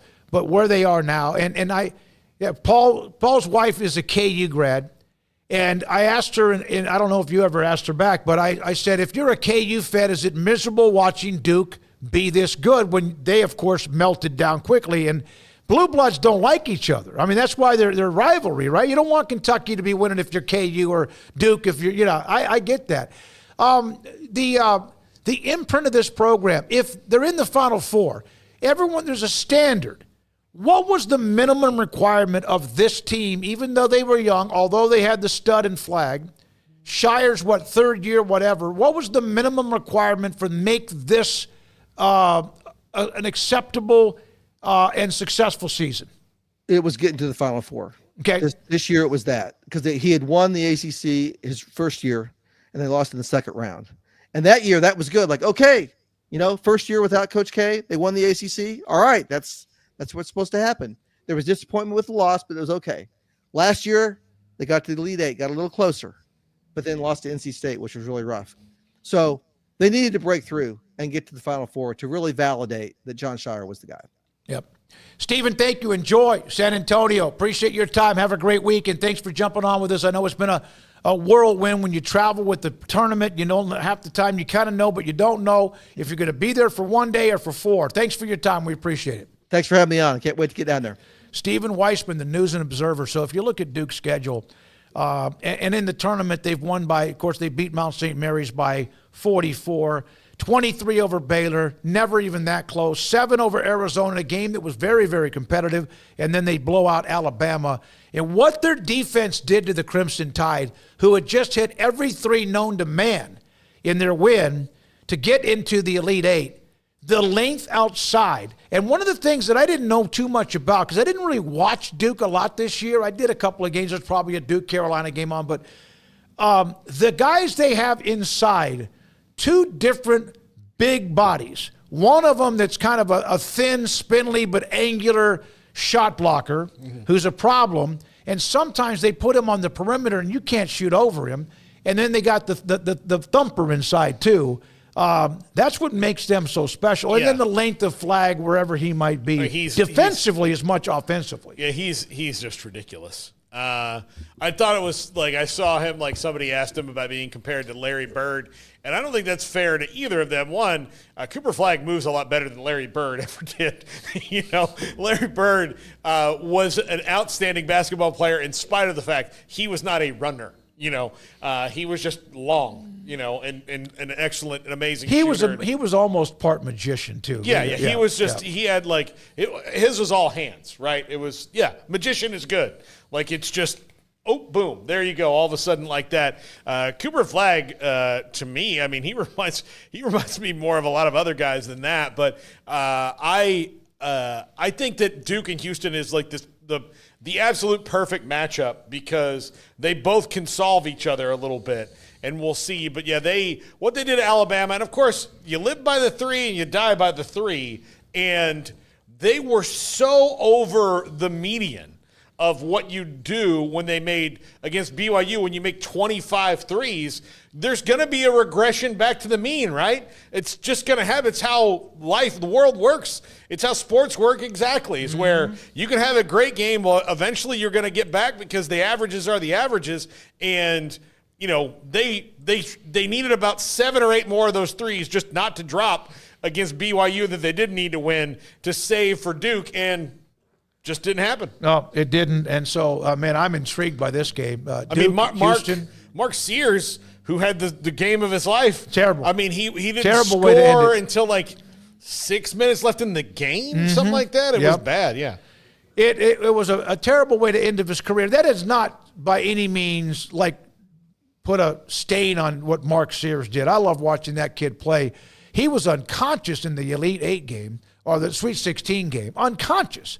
And then, of course, came back down to earth as well. So Duke's lost 3 games by a total of 14 points. Houston, now let's remember, they lost by 5 to Auburn, 5 to Bama.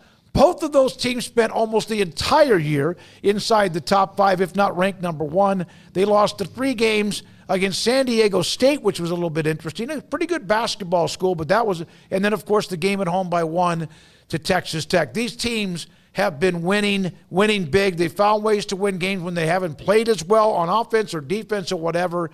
And I look forward. I almost hate that they're playing. I will love to watch that game in the Final Four coming up this weekend. We're not done. We around the corner, Zach Abolverdi, who covers Florida, the Gators. I asked Paul, name me some of the best analysts who write for Florida, cover Florida. I've had Zach on the show before. He's really good. Very good. Yeah. We'll have him on around the corner. With Craig out today, we will not do the SMU schedule because that's kind of almost like off the radar with his segment. Philip Marshall covers Auburn. The Tigers, Bruce Pearl and company, are into the Final Four. Plus, we have Paul's top 5 around the corner, too. Not to get to, this is 365 Sports. Alan Samuels House of Travel is a full-service travel agency with highly experienced travel consultants plus support staff with over a combined 150 years in the travel business. They are ready to take care of any travel situation for you, your family, and your business, and with the kind of knowledge to complete a seamless itinerary trip start to finish. They will search for the best deal to accommodate your budget from air to cars, ship to shore, hotel, and even meeting space. Name a destination and they've been there. They know the places to go, and international and missionary travel is one of their unique specialties. Alan Samuels House of Travel, celebrating 50 years in business. Call Connie, Sherry, Linda, or Bambi at 254-776-2560 or find them on Facebook or at houseoftravelwaco.com.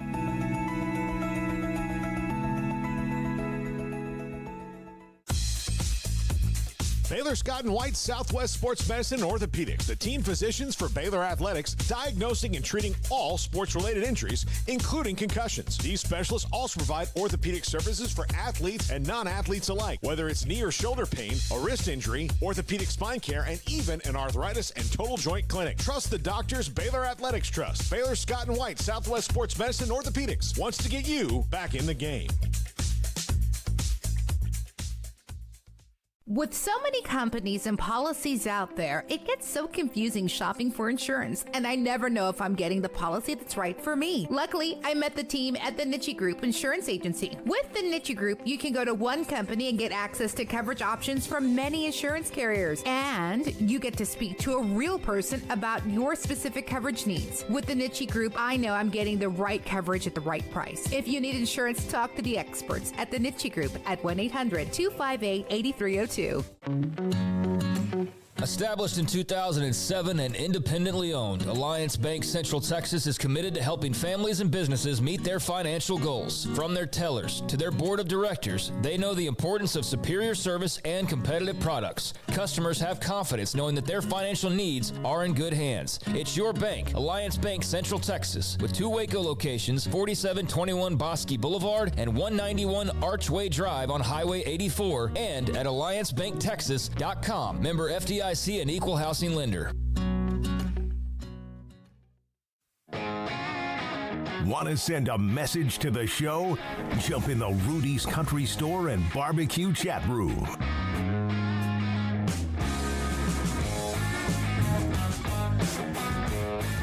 .365 Sports, we're in the studio as we are most all of the time, although it was fun a couple of weeks ago to be in Frisco for that NFL Pro Days that the Big 12 put on. And, tomorrow is April, and that's the month of the NFL draft. It's no longer like in 2-3 months or 90 days, 60 days, or sometime next month. It is officially tomorrow. It will be the month of the NFL draft. Garrett's got my bracket, right? I do. Give me 1 second. All right. Well, we're going to get to this, Paul, no matter what you've tried to delay. There I am.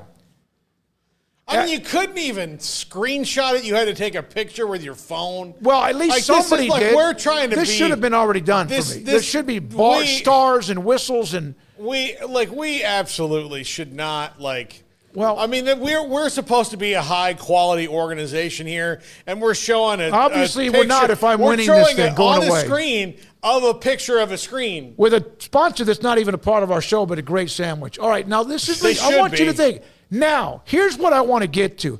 180,000 normally is not something to boast. However, there are millions upon, I think, 7.4 billion people that do this bracket. I'm in the 100,000, the 99.3 percentile. Do you know where Jay Billis is? 94.3%. Do you know where Kevin Negande? 91.2%. Seth Greenberg, 91.3%. Don't think I won't tell him that when we get him on if we do this week. Reese Davis, he's just a talker. Host, right? Like we are, 90%. I mean, I have Q, our buddy Q, 90. I got to call him. Paul, this is special. Q's never been good at this, though. Yeah, he gets emotional like you, and he also has people to tell him what to do. Yeah. Dick Vitale, 85.8%, but I can't say anything about Dickie V. He's the best. Ian Fitzsimmons, who's an SEC homer, that's why he should be higher than that, 85.8. Stephen A., 75%. I dominate all of these so-called, and there's some in here that are like, they get distracted by other things outside of sports. Maybe that's their problem, but nobody that watches this show is in that percentile. I don't care if they say they are, they're lying. They're lying. Okay? Well, I'm happy for you. Do we have Zach? Not yet. Okay, he just got back to his house, so he's getting close to us. I'm going to dive into the chat room, and I have said this. I'm making a decision here. If I go into the chat and if I see more than 2 out of 5 comments that are people talking negative about other people just because they have nothing else in life to do, I'm going to shut it down for 24 hours. The whole chat? I don't know. I don't think you can do that. Why not? I don't think that's how it works. So, for example, the first comment here, let's see. I saw Bird play as a sophomore. He was all of that of 20. Yeah, Larry Bird just burst on the scene that year when he was at Indiana State. Let me see here. Alan, who's the troll of all trolls. Barn loves glazed donuts with his Pepsi. I'm a big glazed donuts fan, but I can't eat them. They don't do well. There's my rule. If we go into the chat and if I see more than one or two pot shots at somebody else in the chat, which I understand is a daycare, and we love all of you, most of you, that I might just shut it down. You're also trying to do something that is impossible on the internet. What? Shut down trolls? No, you can't. It's what like it's one of the things the internet was created for. I think. I mean, like it wasn't told like when they back in the 90s, they're like, hey, we're gonna have the internet and everybody be connected. It'll be really cool and you'll get stuff really fast. We're all like, oh, great. And then like nobody was like, hey, by the way, it's also a place where everybody can share awful things about each other and to each other all the time with no repercussion. Yeah, that's true. That's true. So I guess I'm fighting uphill, right? I'm you're swimming trying upstream. to do something that's like, it's impossible. All right. Zach Abolverdi is with us. He joins us. Gators Online. Did I get that right, Zach? Oh, you're muted, Zach. You're muted. You're muted. Nope. Let's see. Still muted. Still muted. Or it's on. How about now? There you go. Gotcha, Zach. Hey, did I get your name? I hope I got your name right, buddy. I know you just got back. All right, good. And good-looking Nike hat. I like the color scheme and everything. So Florida is really good. The comeback with what they did against Tech was unbelievable. A lot of fans, the Big 12 fans that are watch our show, Texas Tech fans too, but what an unbelievable run. This team has been good from day one. They blistered Auburn earlier in the year, so they're really, really good. Tell us about Clayton, because what he means, obviously, is almost everything, and what kind of player he's been for the Gators most of the year. I mean, really, the 2 years that he's been at Florida, he's kind of cementing himself as one of the greatest players in school history, and I wrote today at Gators Online, I think he's the best player in school history at taking over a game in that context. You know, you got guys like Vernon Maxwell for the old school fans that remember him, Dan Cross. I threw Anthony Roberson in there. But if we're talking about Florida basketball players that could take over a game and hit the shots that he does, I think Walter Clayton tops the list. And he's done it multiple times. I mean, he kind of showed what he was capable of that first year at Kentucky. He hit a game-tying three that forced it to overtime. Florida ended up winning that game in Rupp Arena. And then last year in the tournament, he went off against Colorado at the end. He scored Florida's final 16 points, and they rallied from like a 13-point deficit. He hit a logo three to send it into overtime, and then he's just followed that up this March with two incredible performances against UConn and now Texas Tech. Hit two late three-pointers in both of those games that just show why he's the first unanimous, or not even unanimous, just first team All-American that Florida's ever had in school history. And he's only elevated his game this past year by moving to point guard, still keeping his average points per game up at the same clip, but having a career high in his assists per game and just the way that he's running point and running that offense. He's been everything that Florida could have wanted out of him, getting him from out of the portal. Zach, he also, Smokey, had offers to play football. He was much more of a football prospect in high school than basketball, and one of them was Nebraska. Wanted to let you know. Of course they missed out on him. I want you to know that one. Yeah. But I couldn't, Zach, when I heard that about Walter Clayton, as a person who grew up in Florida and follows, I went to Florida State, so I follow Florida all the time. I thought, like, there's no way they haven't had an All-American in the first team before. They won back-to-back national titles 20 years ago or so, whenever that was.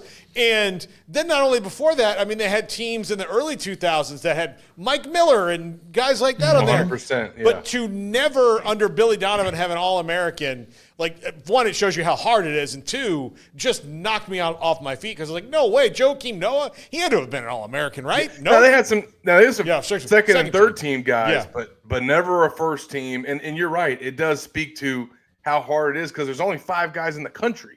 It's not like college football where you got offensive and defensive positions and all these different slots available. It's only 5 guys. And there's obviously been some incredible basketball players and even guys within the conference that he was up against. But he's been huge for Florida. But I will say, they've had other guys. This is not a one-man show by any means. And different players in different games have stepped up. And Tommy Houck, for the majority of that game, carried Florida.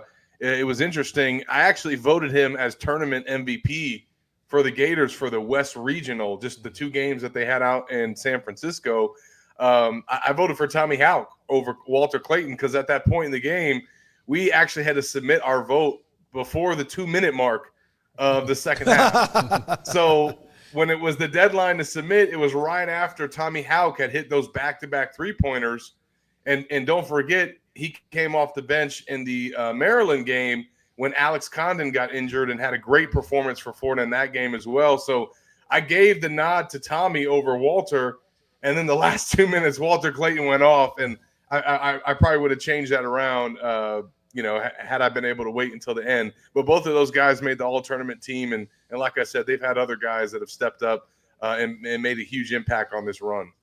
We've covered NCAA events before, or even the conference, the Big 12, whoever. Yeah, they want those player of the game or all tournament teams like the IRS wants your tax by April 15th. There is no hey, the game is tied and there's 10, there's a minute 10 left. Can we at least wait? No, they will peel that out of your hands. And sometimes I don't know if that makes much sense. So they beat Auburn earlier this year. It was at Auburn in Opelika, at Auburn, Alabama, on the road. Won by 9. I remember that game. That was one of their better wins, but they have a bunch of great wins. What about that game do you see as maybe playing out the same, or how will Auburn counter what happened that day? It'll be interesting to see, but I think one of the most interesting aspects of that first matchup is that Florida didn't have Elijah Martin. Their best defender and a guy that's made a huge impact coming over from FAU, and obviously having him on this Final Four stage from his experience with the Owls. It'll be interesting how they have to factor into his game because I think having him back is going to be huge for Florida. A lot of ball has been played since those two teams met up in the jungle. I do think maybe there's part of Florida that would have liked to face Michigan State just to get a different team and not have to try to beat Auburn twice. But Florida definitely has the firepower and the capability to get it done. And again, they have more options. Obviously, you got to think that the Tigers are going to key in on Walter Clayton with the way that he's been playing lately. But he's shown that if you do that, he can distribute the ball to other guys.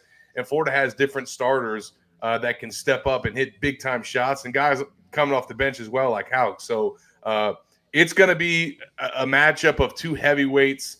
It was interesting. Obviously, Auburn won the SEC during the regular season. Florida won the tournament title, and now they kind of get to settle it, out there in San Antonio for a trip to go to the national championship. Zach, this season was kind of weird in that you had the Todd Golden situation, which I think is going to hang over his head no matter what happens, with the title line. But it didn't appear to affect them at all. And then they just went on a run. How were they able to block out the situation, the noise of that, and just go forward? Because there was a point in November where the best thing that ever happened to Billy Napier was that Todd Golden had gotten in trouble and they had to kind of shift their focus from what was going on with football to what was going on with basketball. Yeah, I think it helped that they've got a veteran team, that they've got a bunch of seniors on there and guys that can block out outside noise, can block out distractions. It is not talked about, I guess, or, it's kind of old news at this point because, nothing came of the allegations and Todd got cleared, and maybe internally they felt that was going to happen and that was their expectation. So it was easier for them to just kind of not let it distract them. However, I know, and I can only imagine some of the things that they heard on the road They played at Florida State. They played in some SEC road environments where that there had to have been some things said, some signs made. So it probably was something that they dealt with at least for the early part of the year until he got cleared. I guess all you can say is it just is another example that shows how great this team is, that they were not able to let that affect them, especially if they were verbally getting harassed and taunted in opposing arenas. I don't think that that's much of a thing anymore, but it was something that they dealt with early in the year, and we're still able to keep winning. Well, we know how Tallahassee. There's the lowest of humans, right, Paul? Yeah. Well, look, hey, when MSU beats Florida in basketball, that's like it's like a good luck Chinese New Year or something like that, where you're like, oh, hey, everyone will be prosperous this year. That's just kind of how it is, because it rarely happens. So the connection between Golden and Bruce Pearl he was not like a real young coach, but he was early on in his career. Is that right? When Pearl brought him on to be his director of basketball operations? 100%. He was an up and comer who had obviously, from his time as a player, I think made some connections and earned an opportunity to get his coaching career off the ground. Obviously, he started out at Columbia, but I think going to Auburn, which was his second coaching stint, kind of was huge for Todd's development as a coach, because he didn't start out there as an assistant. As you mentioned, he was kind of working in the recruiting space, got to become an assistant coach before his time was done there. And just to see him build Auburn from the ground up and watch the way Pearl runs his program, the way he recruits, the way he manages his roster and his team and his staff, I definitely think it had a profound impact on Todd, and is definitely part of the reason why he was able to be successful at San Francisco and now at Florida. And I guess it's just kind of fitting and adds to the storybook of a season that Todd has had, because I think easily the biggest win of his coaching career, and probably the most meaningful win of his coaching career, was going into the jungle and beating Bruce Pearl in #1 Auburn on the road. I think that was only topped by what just happened this past weekend, punching his ticket to the Final Four in the city of San Francisco, with all the memories that he has there and kind of the storyline that came with that. And now he gets to follow that up once again, meeting with his mentor in the Final Four. I have no shortage of things to write about this week, guys. Yeah, no question. Yeah, and I saw the story about Clayton and the way he closes out games and what separates him from perhaps all the great players who have been there before. So tell me the truth. And again, you have a site, Gators Online. Do you write an after-game story? Just yes or no on that one. This is not like in a court of law. All right, how many times did you have to rewrite or change up your opening paragraph against Texas Tech in that first game? Oh man, it completely got changed from the 5-minute mark on, because with about 6 minutes to go, you started writing for it to go the other way. Mm-hmm. And when they went on that 9-0 run, I think everything got erased.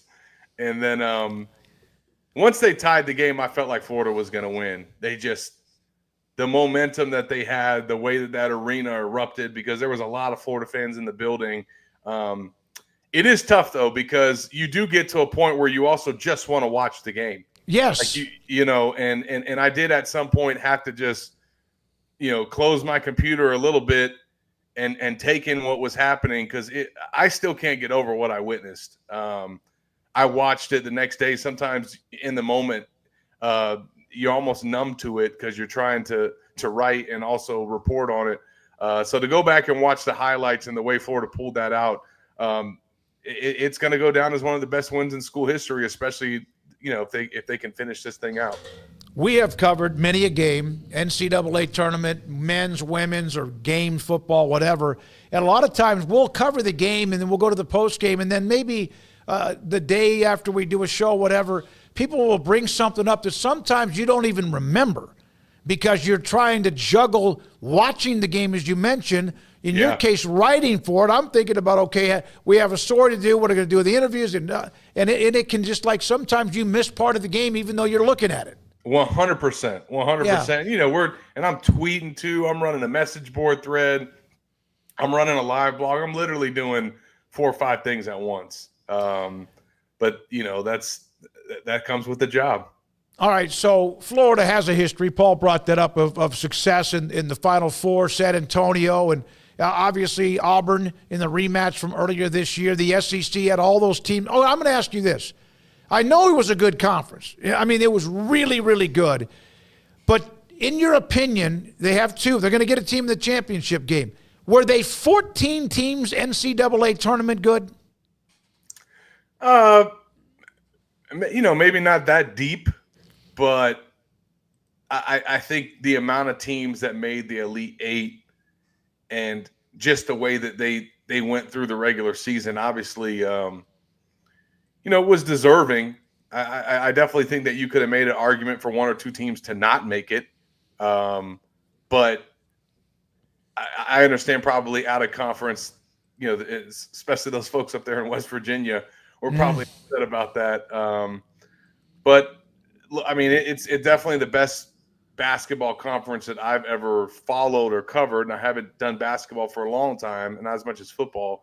But you know, it's incredible. I think a great stat that Florida had coming out of that win over Texas Tech kind of shows how elite the SEC was this season. Florida's gone 6-2 this year in top 10 matchups. 6-2 with the win over Texas Tech. Prior to this season, Florida was 6-16 all time in top 10 matchups. So they only had 22 top 10 games in all of their program history prior to this year, and then they had 8 this season and won 6 of those. So it just kind of speaks to how great this league was, and for a chance to be the team that comes out of the NCAA tournament as the one to make it to the title game would be just another feather in Florida's cap.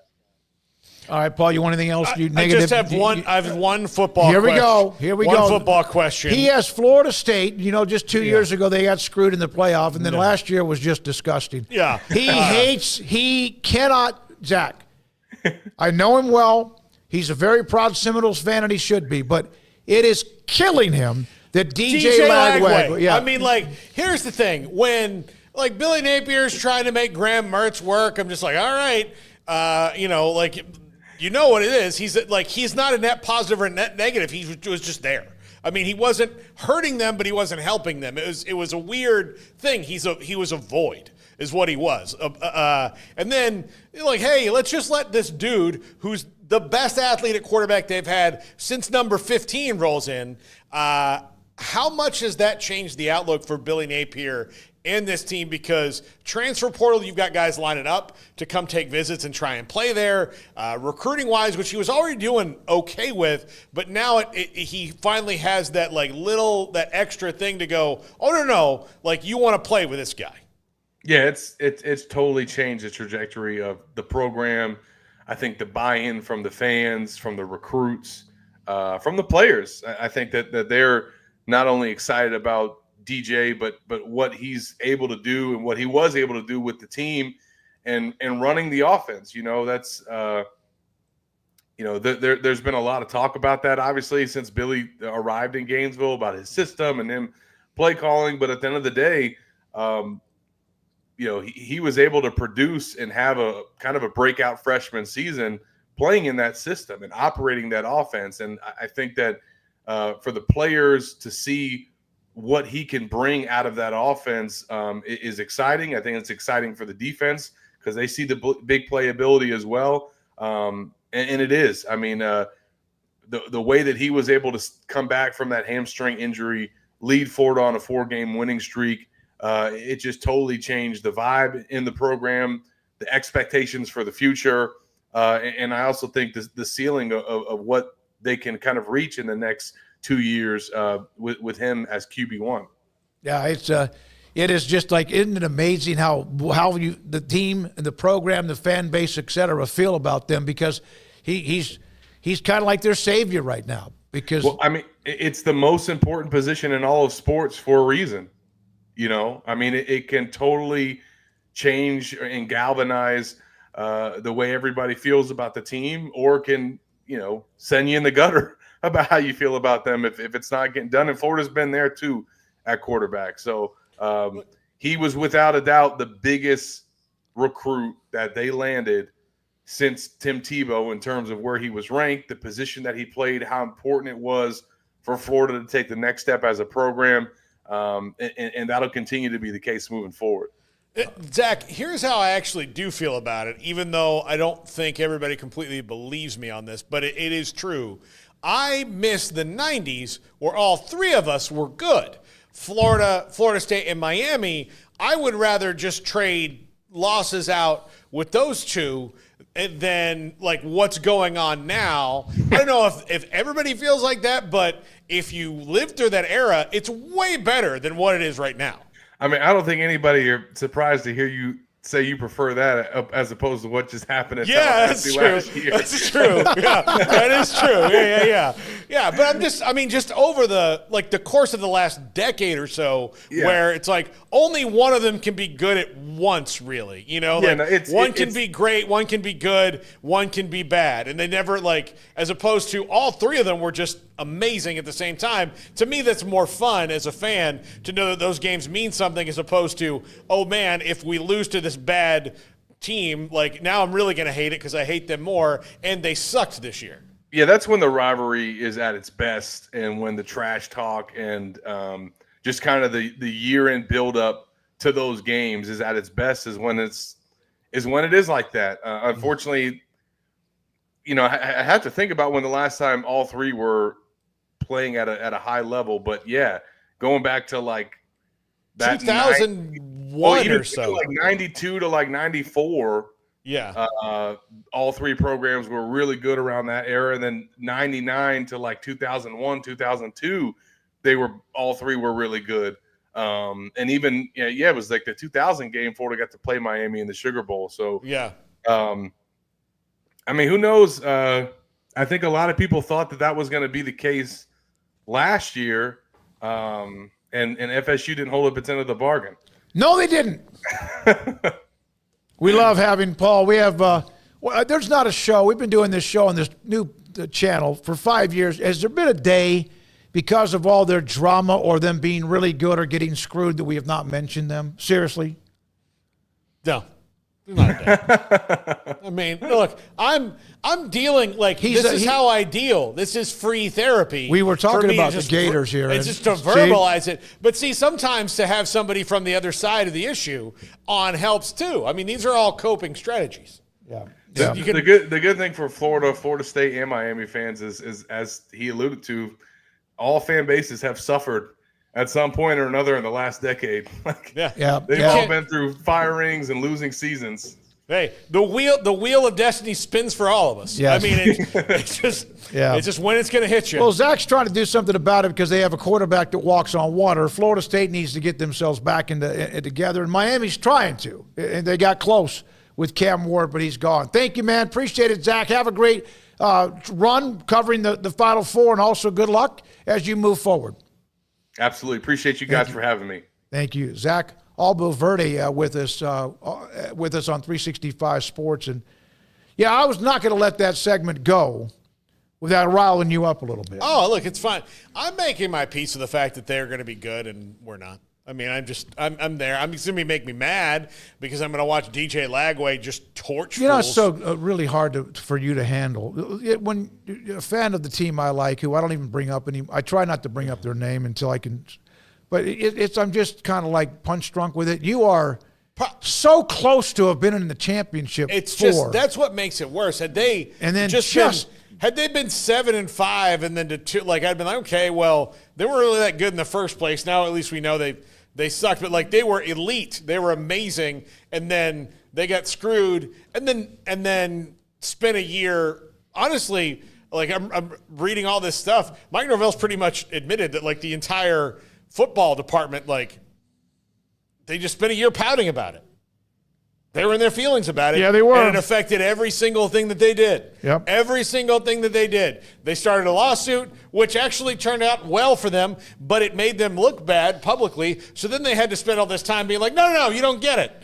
And then, like, the season starts, and they're like, oh, so you guys won as much as the SEC, and you lost to Boston College at home? Like, what are we talking about? Emory, when you trim down this segment, if in fact we decide to use it, will you take out the Florida State propaganda? Yeah, no, that's fine. Or admittance of a disastrous couple of year turnaround? That's fine. I'm not mad about it. You asked a question, I'm answering it. I have to, though. Yeah, you asked. I want to make sure that you talk about it. Yeah, no, look, I'm fine talking about it. I'm good talking about it. I am, I'm one with my feelings. I've got to worry about the fact that Rafael Devers is now 0 for 19 with 15 strikeouts on the season. That's amazing. It is like he was whining. Yeah, he wants to play third, much like Florida State in their thing. They were whining. You can't be a pro. No, okay. You start whining about things. Here's the deal. He was their best player. Okay, the best hitter, but him thinking he's good at third base is a problem because he's not. Mm-hmm. He's a good hitter, and that's what he should do. And I don't know why he's mad about it. The most beloved Red Sox ever was a DH. Ever.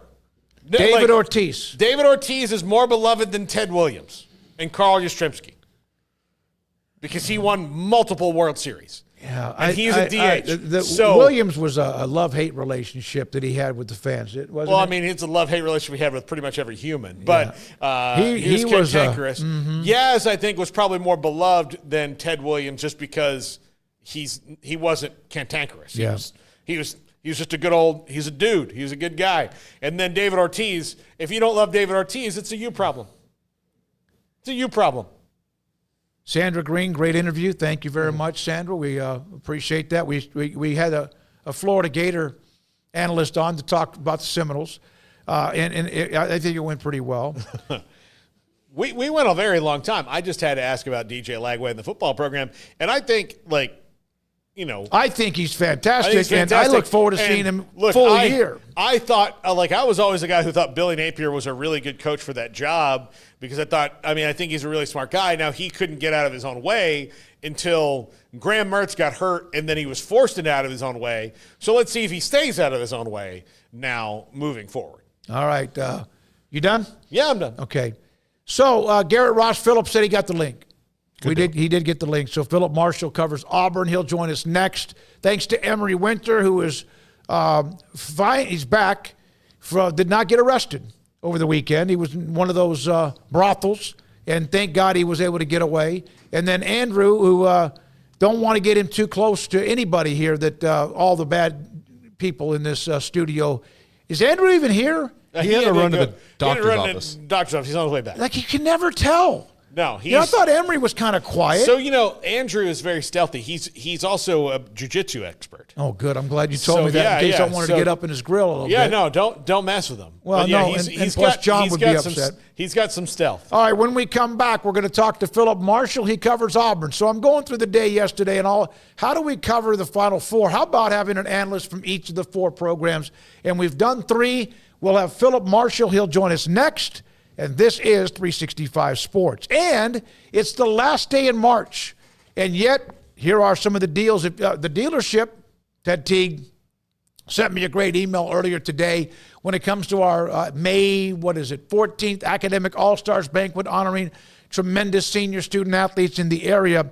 But one more day. And then this might trickle in a day or two based on what they then turn around for what are the next dealer discounts and options for you when it comes to what they have at Allen Samuels, Dodge Chrysler, Jeep Ram, Fiat in Waco. Right now, still on, it's good, 2024 Jeep Wagoneer Carbide 4x4, 20-inch gloss black wheels, sunroof, free maintenance for 2 years.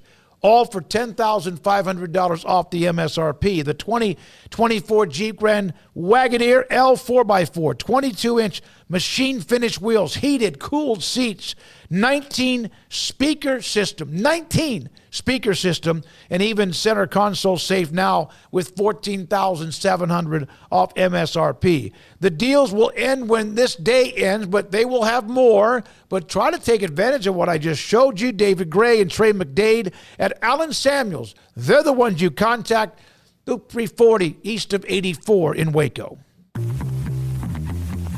Automatic Chef is your local vending, office coffee, and micro market provider, delivering outstanding service to break rooms all over Central Texas for over 50 years. Automatic Chef brings the best products to your location at the best prices. With hundreds of choices in fresh food, coffee, snacks, and drinks, let Automatic Chef tailor a break room solution to your needs. Make break time great again with Automatic Chef. Automatic Chef Canteen, 6900 Imperial Drive in Waco, or online at automaticchef.com.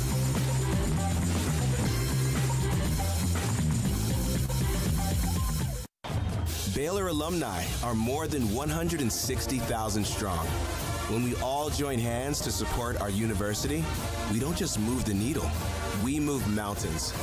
Working together, we create life-changing opportunities for students on the field, in the classroom, in the laboratory, and in life for generations to come. So get connected, get involved. Learn how at baylor.edu/alumni.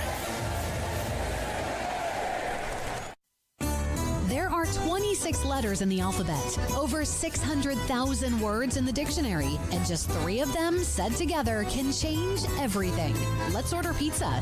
Those 3 words lead to dough made from scratch and 3 fresh signature cheeses that blanket golden crust in a heavenly melt on Marco's Pizza that'll blow your mind. So visit marcos.com to order and stop by Marco's Pizza in Belmead, China Spring, Woodway, and in Robinson. Marco's. Pizza lovers get it.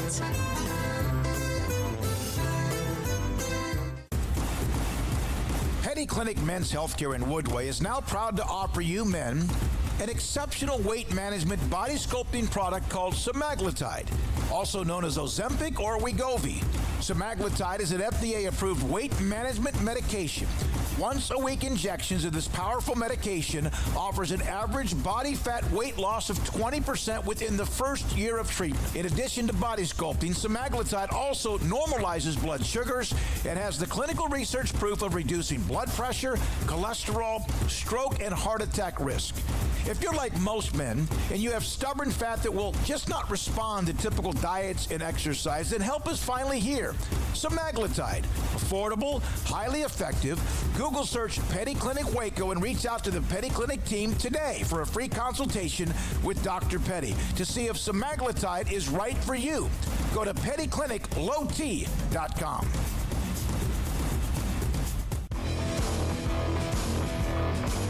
This is 365 Sports. Enjoying the show? Hit the like button and subscribe. Philip Marshall, Auburn Undercover 247 Sports, joins us. The Tigers in the Final Four, Bruce Pearl and Florida, and of course Houston already in the championship game as well against Duke. Hey, Philip, thanks for your time. We appreciate it. It's been a great run. Auburn, it seemed like to me, if you would have said, hey, who was number 1 most of the year, I would have said Auburn. I know there were a couple that trickled in there, but your thoughts, they looked really good yesterday where they are right now. Yeah, they've been through, I wouldn't call it a slump, but they went through a couple of weeks not playing quite as well as they did for much of the season. But yesterday, I thought against a really good Michigan State team, obviously with a great coach, they got it done and really got it done in a more lopsided game than the 6-point final score indicated. Go ahead. I'm sorry. No, I just think that the last part of it was, the effort on Michigan State, like Izzo, does that. But where does yesterday cement Janai Broome and legend status with Auburn? I'll tell you now, I have never seen anything quite like after he got hurt and went out and then came back in and I mean the crowd, which was there were 16,700 and some odd people there, and probably 14,000 of them were Auburn people. It was really loud. And when he came back out, it was really loud. And then when he went into the game, it was even louder. And then when he almost immediately hit a 3-point shot, then they about blew the roof off. That was a dramatic moment, to say the least.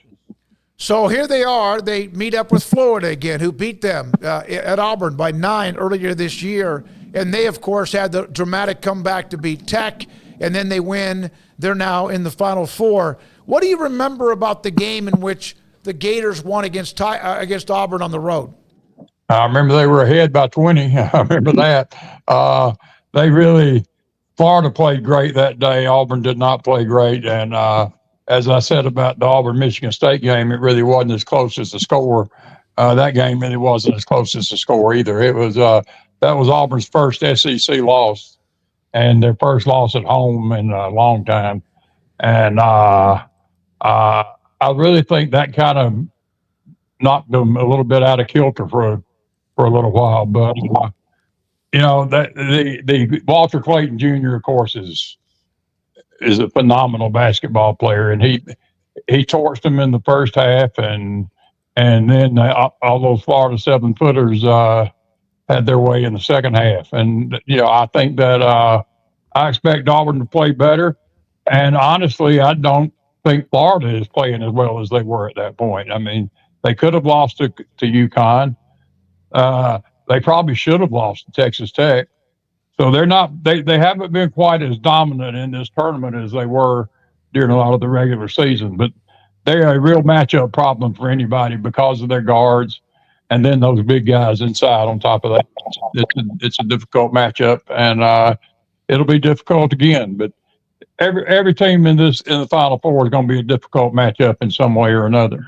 For number one seeds, it ought to be fun. This is the second time they made the Final Four under Bruce Pearl, second time overall at all. They made it in 2019, and they've been consistently good since then, but something's always tripped them up. What's the difference between this team and the last couple teams that were all really good but, got tripped up, upset, Yale beat them, all that along the way? Well, it's a very old team, for one thing. Janai Broome is a fifth-year senior. Denver Jones is a senior. Dylan Cardwell and Chris Moore, fifth-year seniors. But ironically, the real spark has been Tahad Pettiford, who is a freshman guard and who is really talented young guy who and is completely fearless.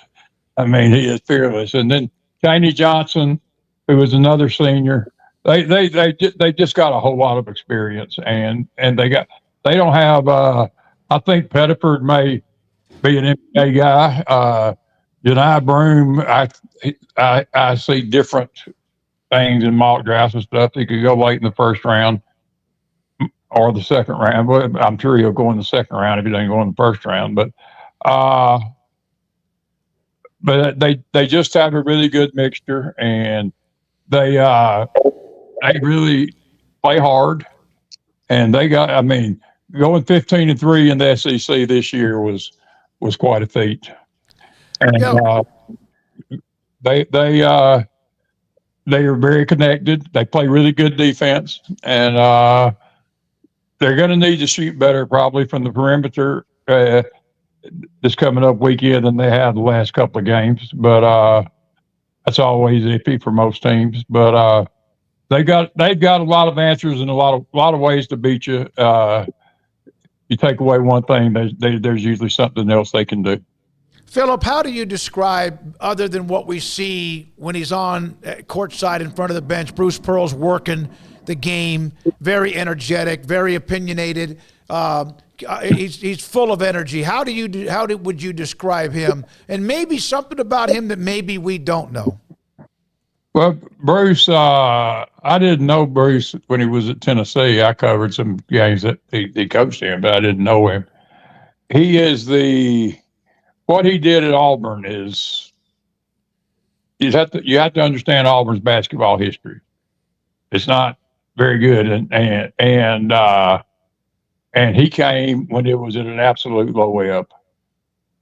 If he went out and scrounged up some transfers, and this was before the transfer portal, but he went out and scrounged up some transfers that made it possible for them to at least compete a little bit his first year. But the roster he inherited would have gone 0-18 in the SEC. And it took him 3 years. But the amazing thing he did was he made people believe, and even before they were good, they were filling up the arena. And he is a just energetic, as you said. He's a promoter. He's a really good coach, and he sold this program to Auburn people, particularly to Auburn students, who have since made Neville Arena a real nightmare for a lot of opponents. And it's one of the more amazing stories I've covered in all my many years in this business, because it just came almost out of nowhere. And Auburn had never been to the Final Four. Sonny Smith in the 80s took Auburn to its first five straight NCAA tournaments, and the first five in program history. Of course, back then the field wasn't as big, and it was a different setup. But Cliff Ellis won an SEC championship and went to the Sweet 16 twice. But except for those two periods, Auburn basketball has struggled since they won their first championship in 1960, which is a long time. But for Bruce to have taken Auburn to now 2 Final Fours, won 2 SEC championships and 2 SEC tournament championships, I mean, that's just, I don't believe there's anybody anywhere that would have predicted that. No, I went through their history, and there was like 3 or 4 or 5 decades where you're right. Even though the tournament was much smaller, they weren't a part of it. And then the Cliff Ellis team was so good, and now where they are on a run at this particular time. And then the 2019-2020 team that was interrupted because of COVID was really good. So they would have absolutely been a tournament team that year, but obviously everything was canceled. Philip, I know that the SEC had a great year, unbelievable year. 2 teams are playing in the semis. One of them will play for the championship. But did you ever in your lifetime, not only with what's happening with Auburn, ever think you would see the SEC without it being Kentucky? Florida, of course, has a pretty good history. Arkansas has a good history, but Calipari's trying to bring them back. Did you ever think you would see where they were now in basketball? Maybe if we asked you like 8 to 10 years ago? Of course not. No, because, the way it was then is that, if you were really good, people really got behind you. But if you weren't, you played in front of 3,000 people if you were lucky. And, Bruce talks a lot about what Mike Slide, the former commissioner, did, and Greg Sankey since then to revitalize basketball in the SEC. The amazing thing for somebody from my state is that really since 2018, when Pearl won his first SEC championship at Auburn, the most dominant teams in the SEC have been Auburn and Alabama. And while Alabama had more of a basketball history than Auburn did, I mean, last year was the first Final Four they'd ever been to. So I was looking before this weekend and saying, my gosh, Auburn, before the Elite Eight, I said, my gosh, Auburn and Alabama are 2 wins away from playing each other for the national championship. Yep. And I said, heads will explode in this state if that happens. But it didn't, obviously. But it's been amazing to watch for the SEC as a whole, for basketball in the state of Alabama.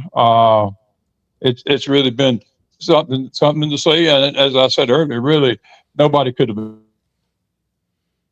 but when people get committed, there's a lot of money in the system, as you know, and when people get committed, they give themselves a chance.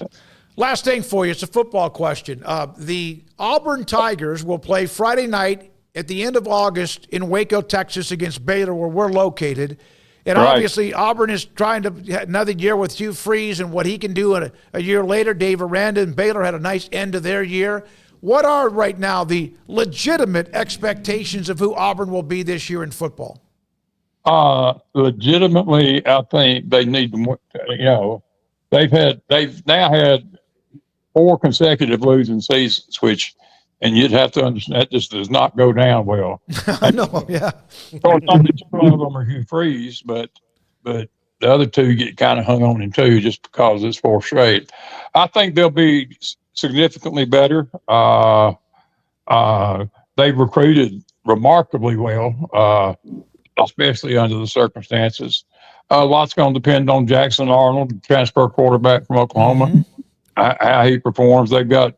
I don't think many teams have got wide receivers as talented as theirs.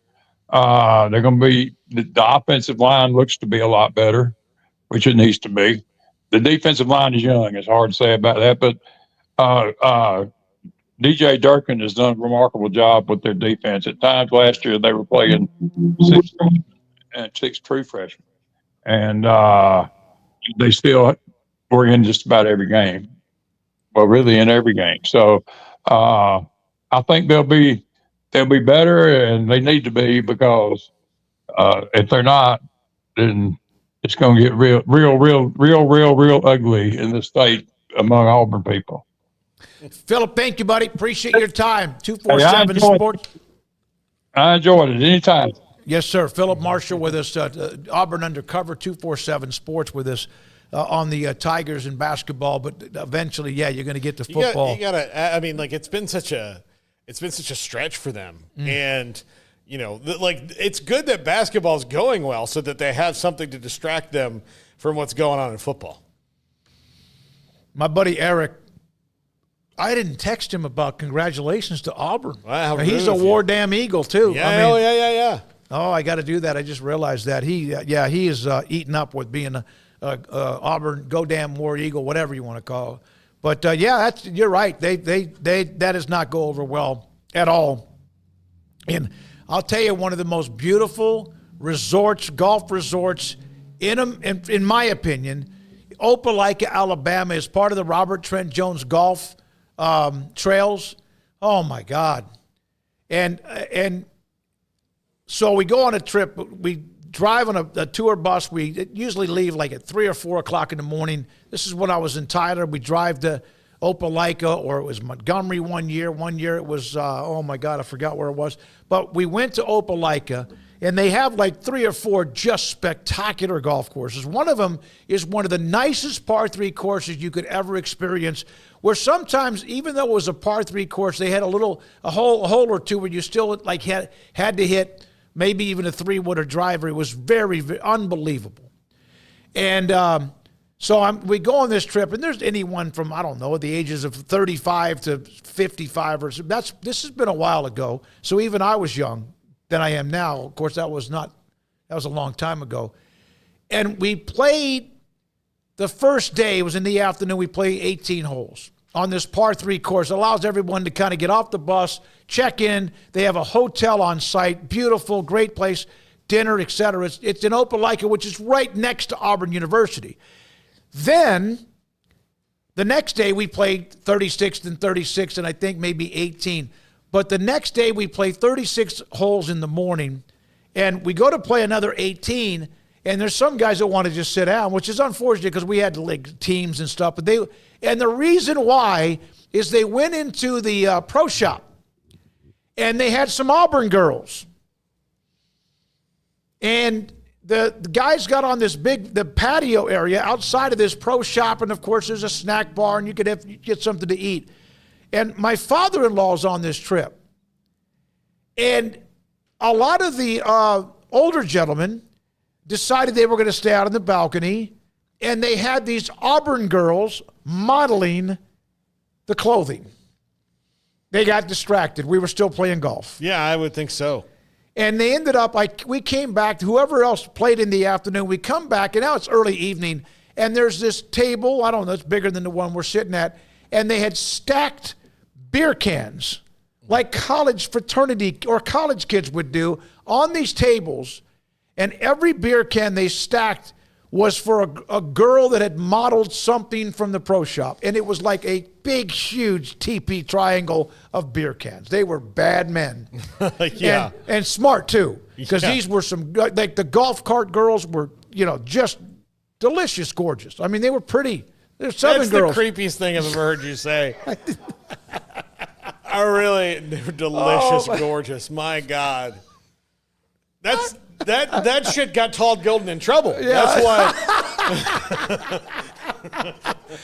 They were funny. And they knew what they were doing to these older gentlemen. And they did not want to leave that night. They did not want to go back. Can we go back to take a shower? Let's go to dinner. No, they were like one of them goes, you should have seen her model the belt. By then they'd had a few cold ones too. Yeah. But if you've never played at that place, Opelika, it's Robert Trent Jones. There's a lot of them. There's like spread out throughout Alabama. Might even get into a couple other states too. That's one of my favorite places ever. And the best part about it is the hotel was like maybe a 5-minute tour bus drive from the golf shop, pro shop, whatever, where you check in to get back to the hotel. They have the trail, right? So I remember when I landed in Birmingham. Yep. They have one there. One like driving past it on the way to Tuscaloosa. Yep. Or like at least the exit to get to it or whatever it was. But Yep. So let's see. The first year we went, we actually played in 2 or 3 different places, but we resided at actually a hotel in Montgomery. And that's where they have, I believe, 3 courses called the Senator, the Legislator, and then they have one that's called, the Judge, which is one of the longest golf courses at the time ever built. It's just spectacular. Let's see, Birmingham was Oxmoor Valley. We played that one. But we'd get on a tour bus, we'd go to a course, play that course, then we'd go somewhere else to go play another course, get on the tour bus. And sometimes, I think Greenville, Alabama had a couple of places, but oh my goodness, if you've never played at the one at Opelika or any of the Robert Trent Jones golf courses, it is really worth the time to be there. We're not done. Paul's top 5 is just around the corner. Have we shown the bracket, how I'm doing in the bracket? Yeah, no one cares. We've shown that. No one cares, and your picture was terrible. All right. I mean, that's just, I mean, I hate to be so blunt about it, but your picture was terrible. Yeah, the old barn cat, Go K-State, called Paul, what a creepy old man. It wasn't me. Said, dirty old man. Wasn't me. I'm not old. I'm middle-aged. Why are you still talking golf? Well, you know why? Because we are a week away from the week of the Masters, and so it takes over. You know what? I'm gonna bring in pimento cheese and egg salad sandwiches one day for everyone. I'll make them and bring them in for everyone. Maybe some nice tea. You know, I really may not eat that. Well, if you don't like it, it's fine if you don't like it. Pimento's got the little red stuff in it, right? That's the pimento. Yeah, the cheese. I'm not into like, that. But you don't like egg salad? I'll do egg salad. Oh yeah, I'll get you some egg salad. I'll make them both. I'll give everybody some options. I'll wrap them. They wrap them in like the clear cellophane. Yeah, right? they do. Yeah, I want to make it look real. There's nothing better than that. It costs like $3, right? Any in the chat, I don't know if I want to go back in here because some of them just, Kim Coulter, you're not allowed to talk about playing golf in here as you'll be called an elitist. Oh, listen. What? No. Hey, look. Well, I mean, I am. I guess if that's what playing golf is. Didn't play well yesterday. Have you seen most of the golf courses in this country that are not Robert Trent Jones? They're not elitist. That's golf is a sport for everybody. It really is. It truly is. You have to have patience. The hardest thing is, like for me, part of me wants to get back into playing because I do enjoy watching it so much, but I get so mad. Yeah, you did that time I forced you to play. Yeah, because I know what I want to do and my body won't do it. Mm-hmm. Like I know, like my brain's saying, like, bend your knees, do this, and the first time you have a golf lesson, you're like, hey. Why are there 20 instructions? Like, why, you know, and so, but like bend your knees, make sure you like lock your fingers, or you can do this. And there's all these different tricks. Just worrying about your grip, your stance, swing, you forget to hit the ball. Yeah. I mean, like in baseball, like growing up playing baseball, with the batting stance, like that's the thing I liked about baseball was like, okay, look, the way that we want you to do it is this way. But if you have to be Chuck Knobloch and like squat down and like tip the bat out, if you have to be Ruben Sierra or Julio Franco, if you have to be, you know, whoever, like whatever puts the bat on the ball the fastest for you, do that. With golf, you can't do that. No. You can, there are different swings for different people, but you can't really you can't open up your stance. You can't cheat the club out. Like you still have to bring it all the way back and hit it all the way around. You know, you can't do that. I forced Paul to go on a golf when we covered the Rangers one year, and we got finished with a show, and I forced him to go with me to the golf course and actually get rental clubs. You were so pissed at me that day. I was so mad because I was like, look, I'm going to get mad. But you started drinking beer pretty quickly. I started drinking beer, and then I was having fun for a second. I was like, oh, I'm not as bad as I think I am. I hit a couple good shots. I was like, okay, it's coming back to me. And then, you know, I hit one in the sand, and then that's pretty much like, well, that ball's gone. I'm not even going to go touch it. You know, like that's the sand and the water are the same thing to me. Like if it goes in there, I just don't. I get mad. But no, I would like to because I always had fun doing it for about 12 holes, and then something tragic would happen to me. And then when I was younger, I would top pout. one, or you were getting pissed. It's hard because like when I play tennis, I can tell my body to do what I want it to do, and it does it. Like I can do that. I can't hit it as hard as I want to, but I can. And here's the thing about tennis: you're running while it happens. Golf, here's what's frustrating. You are standing still, telling your body to do all these things, and then it doesn't do it. Yeah. I'm not moving. Nobody else is hitting the ball back. Like I'm not hitting a golf ball to a guy, and then 300 yards he's hitting it back to me. No, I'm hitting a golf ball. The Robin Williams skit about golf is the greatest, funniest damn thing. Somebody said they bring up college baseball. MC Gusto, who's a UCF fan who doesn't like our content. I'll tell you this. Hold on.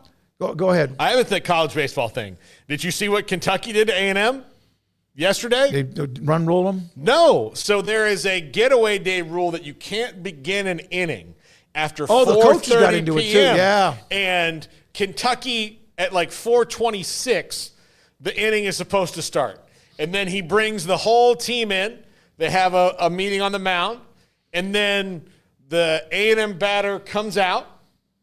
And he starts walking, and they, you know, like he took a little long with the warm-up, and it's 4:28, it's 4:29, so the batter's there, and then the pitcher steps off, and he's like messing with his glove. He's like, I've got a problem. It hits 4:30, they go, and Michael Early went nuts. Look, he's having a hard enough time as it is, and well, you know what? Gary, did you see that? I missed that one. Yeah, no, they got into it. And so, but the thing is that you could just, because they weren't on TV yesterday, like they were on like the. That might be a good thing for A&M. They were on but they were on the internet, so they could have just told the internet broadcasters, we're going to start an hour early. Yeah. Because and there was weather coming through the area and everything that they were kind of potentially worried about. They could have just started earlier, so it's kind of A&M's fault, but even still, I think that's kind of Bush League. Top 10 in college baseball to satisfy those of you who want to hear from you. And MC Gusto hates our content, but he's in the chat room. He said, I told everybody, if we don't start going in there and seeing things that we're talking about on the show, I might start nuking you. MC Gusto, you're losing us. Okay. You don't like our content, man. I'm sorry, even though we're probably one of the few every day ever. Yeah, we do appreciate it, but we're probably one of the few college football podcasts that talk as much as we do about UCF.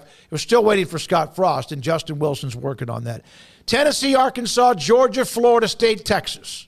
Damn right. Clemson, LSU, Alabama, Ole Miss, and Oklahoma. Among the top 10 teams in America, 8 of them are from the SEC. 2 of them, the ACC, Florida State, and Clemson.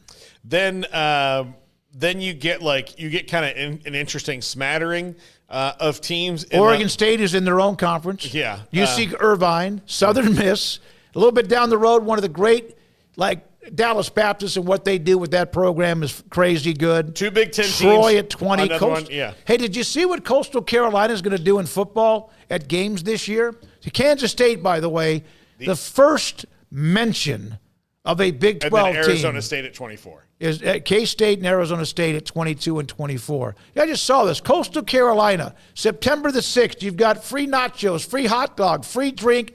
The Chants have taken the field for the first time. Life is good. They're apparently going to have free concession food. Now, that sounds like one game, one little threesome of what you get, like whatever. And you know that there's going to be some that walk up and go, I want 55 cheeseburgers, 17 hot dogs, and 19 brats. And a bunch of drinks, too. They'll probably, I would assume they'll like pre-package that. You know who I feel bad for is who's ever running the concessions that day, is that, especially over in the student section, there's going to be a run. Oh, yeah. I mean, there's going to be a run. Brett McMurphy's saying free concessions at Coastal Carolina home games. Genius marketing move. Chance will start out the season 1-0. You know, they might have gotten that off of our friend D1 Ticker, not D1 Ticker. Matt Brown? Matt Brown's athletic director 3000. Extra points. Yeah, extra points. He has that athletic director simulator. And that's one of the things that you can do to is lower the concession prices to make your fans happier. Yeah, I agree. There's really kind of a give and take, love-hate relationship with concessions in college sports. You know, the thing is that now, it used to be they had concessions, and what you would do is, volunteer organizations would do that, and they would get part of the proceeds. So it was a Girl Scout troop or, a high school band or something like that. They would work the concession stands at different games. That's kind of how it worked. Then when this got so big, I would say it's probably better customer service a lot of times when it was the high school band than these kind of like big companies. Yeah. Where they take over, then they up the price because they have to pay for it. And like all those things. So yeah, I'd rather get served, by Girl Scout Troop 419 than the giant corporate conglomerate, because Girl Scout Troop 419 they're trying they want to sell they want to run out of nachos and pickles and all that, so they want to run it out. They want to be like, hey, we sold out everything we had in this thing because we have summer camp coming up and we gotta go. And this is what's going to do that. Remember the old chocolate bars you sold for fundraisers at Pop Warner football back? Yeah. This is for me in the 60s. I remember going door to door selling it. Hey, would you like some chocolate just because I'm a 9-year-old? Please. I remember I bought that when Craig and Jennifer were in any kind of youth sports, I'd always buy it and then it would sit there. It would almost be like concrete by the 6 months down the road. It was, but and here's the thing. My mom always worked at the school I went to when I was younger and selling those. So she couldn't take them into her work and sell them for me. There are the people who cheat at Girl Scout cookies. The ones who are really working are the ones who get out in front of a store and they sell the cookies. Yep. The ones who cheat, and look, I don't hate you for it. I get it. Don't hate the player, hate the game. But the ones who cheat are like, oh, hey, I work in an office with 35 people. I'm the only one that has a Girl Scout, so I'm their gateway to Thin Mints, and I'm gonna sell out the whole thing, and she's gonna win the deal. You're not teaching the kid anything. You're just. I used to hate that selling the Girl Scout. It didn't bother me. We'd go door to door, but and I would think in the 60s and 70s, in the 60s for sure, because I was in Pop Warner Little League. It just seemed like neighborhoods were all so much closer together. Everyone knew each other. I don't know if that is that the case anymore. It's not really. I don't know half my neighbors. I saw something the other day. When was the last time you saw a couple of kids out in the front yard throwing the ball back and forth, throwing a baseball and had gloves on? Oh, it's been forever for me. Across the street from. Oh yeah, well you have my neighborhood. Yeah. Really? Oh, good. The block is hot. Yeah. No, that's good. Where I am in the condo, just right across Lake Shore. All the kids in my neighborhood are 5 or 10. Little. They're these were kids that were probably, I'd say, 8 to 9, 10 years old. They're throwing the ball back and forth. I almost wanted to go get them a baseball and give it to them. Now, I did see a Princess Tea party yesterday. That was my neighbors across the street. they have little girls. So out front lemonade? Yeah, it was not a lemonade stand. It was they were having a princess. They were all dressed up as princesses, and that's what I saw. So they're at least outside. That's cool. Why would they be outside, though? I mean, why not? I like that. You don't see kids outside They have anymore. a swing out there in the front yard, Okay, too. So, all right. like a tire swing thing is pretty cool. So this is, we were playing golf. This is a few months back, and there's nice houses around one of the golf courses at Twin Rivers is now Bear Ridge. And so they're having a lemonade stand, right? And there's a girl out there and a couple of girls, young girls, and they're doing a lemonade stand. And and they weren't, how do you say no to that? You got to at least buy something.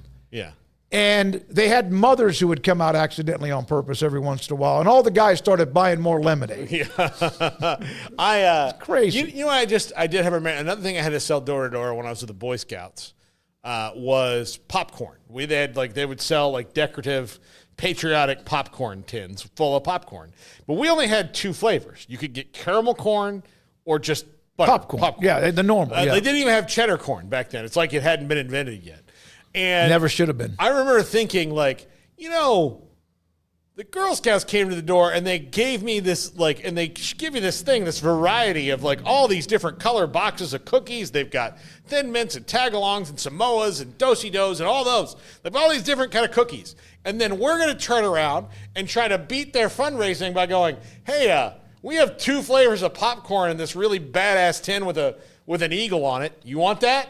Yeah. And they're like, well, no, I gave all the money to the Girl Scout who had something I really want to eat. I can make popcorn anytime I want to in my house because of Orville Redenbacher, but I don't know how to make a Thin Mint. No, you don't. No. Yeah. Hey, Garrett, we've kind of got off the rails here, but just a little chatter here on a Monday. How often do you eat popcorn?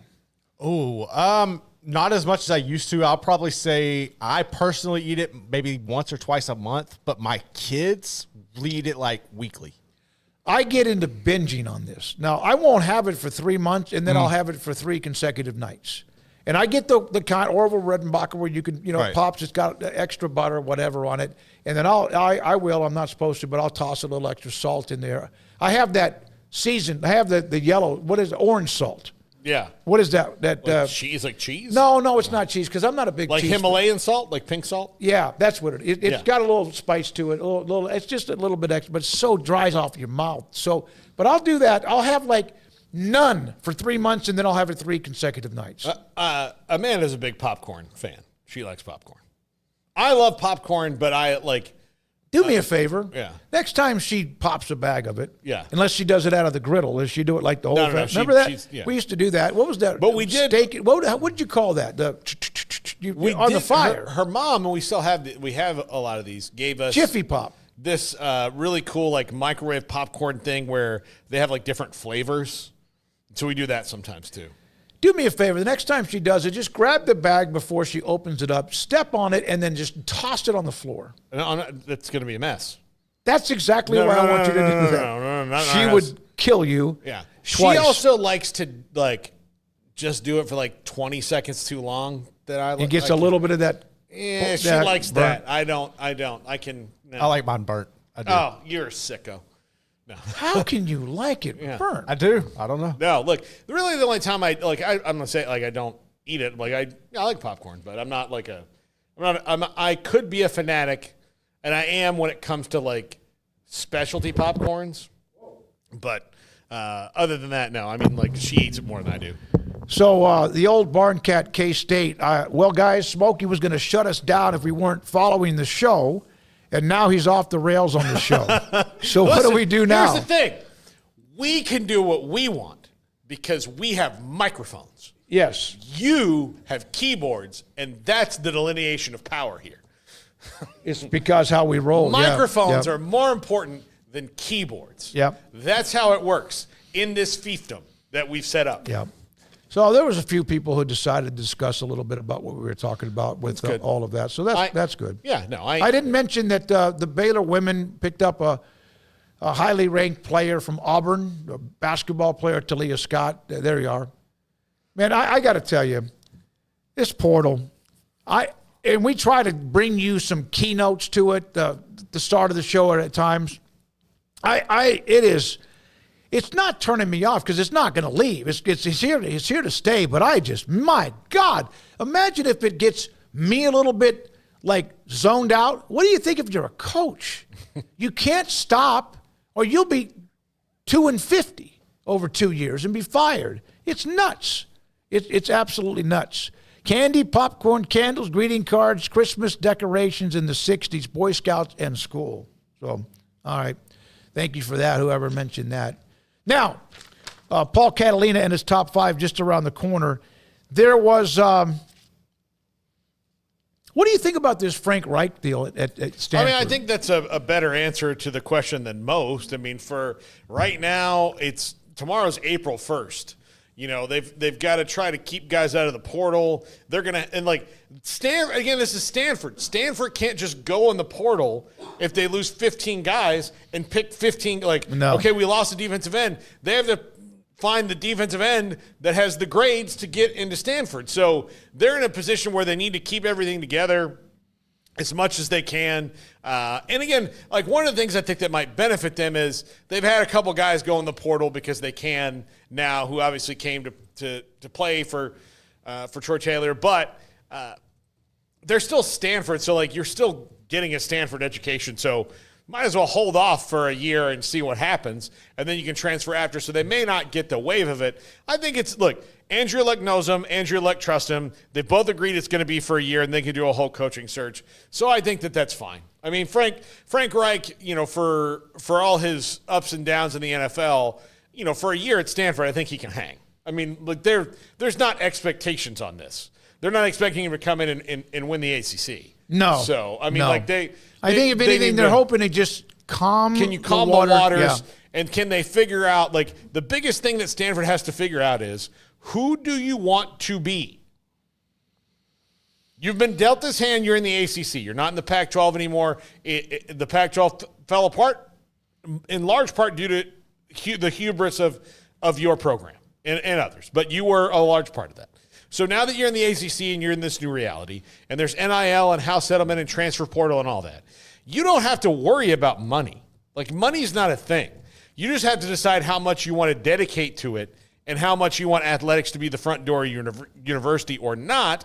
And if you don't, then that's fine. But, I mean, just figure out who you want to be. I think that's their biggest problem is they have no idea who they want to be. And because they've been devoid of solid leadership, not only at the athletic level lately, but at the university level, given what's happened, they are not the Stanford of old right now because they don't have that spine of leadership we always talk about. And that's through everything right now because it's been so chaotic there for probably the first time in their history. So yeah, no, the one thing they're dealing with things that they've never had to deal with before. You always knew that they were going to be consistently who you always knew their DNA. You always knew what their personality would be, and that's not the case. Kirk Bowles with this one.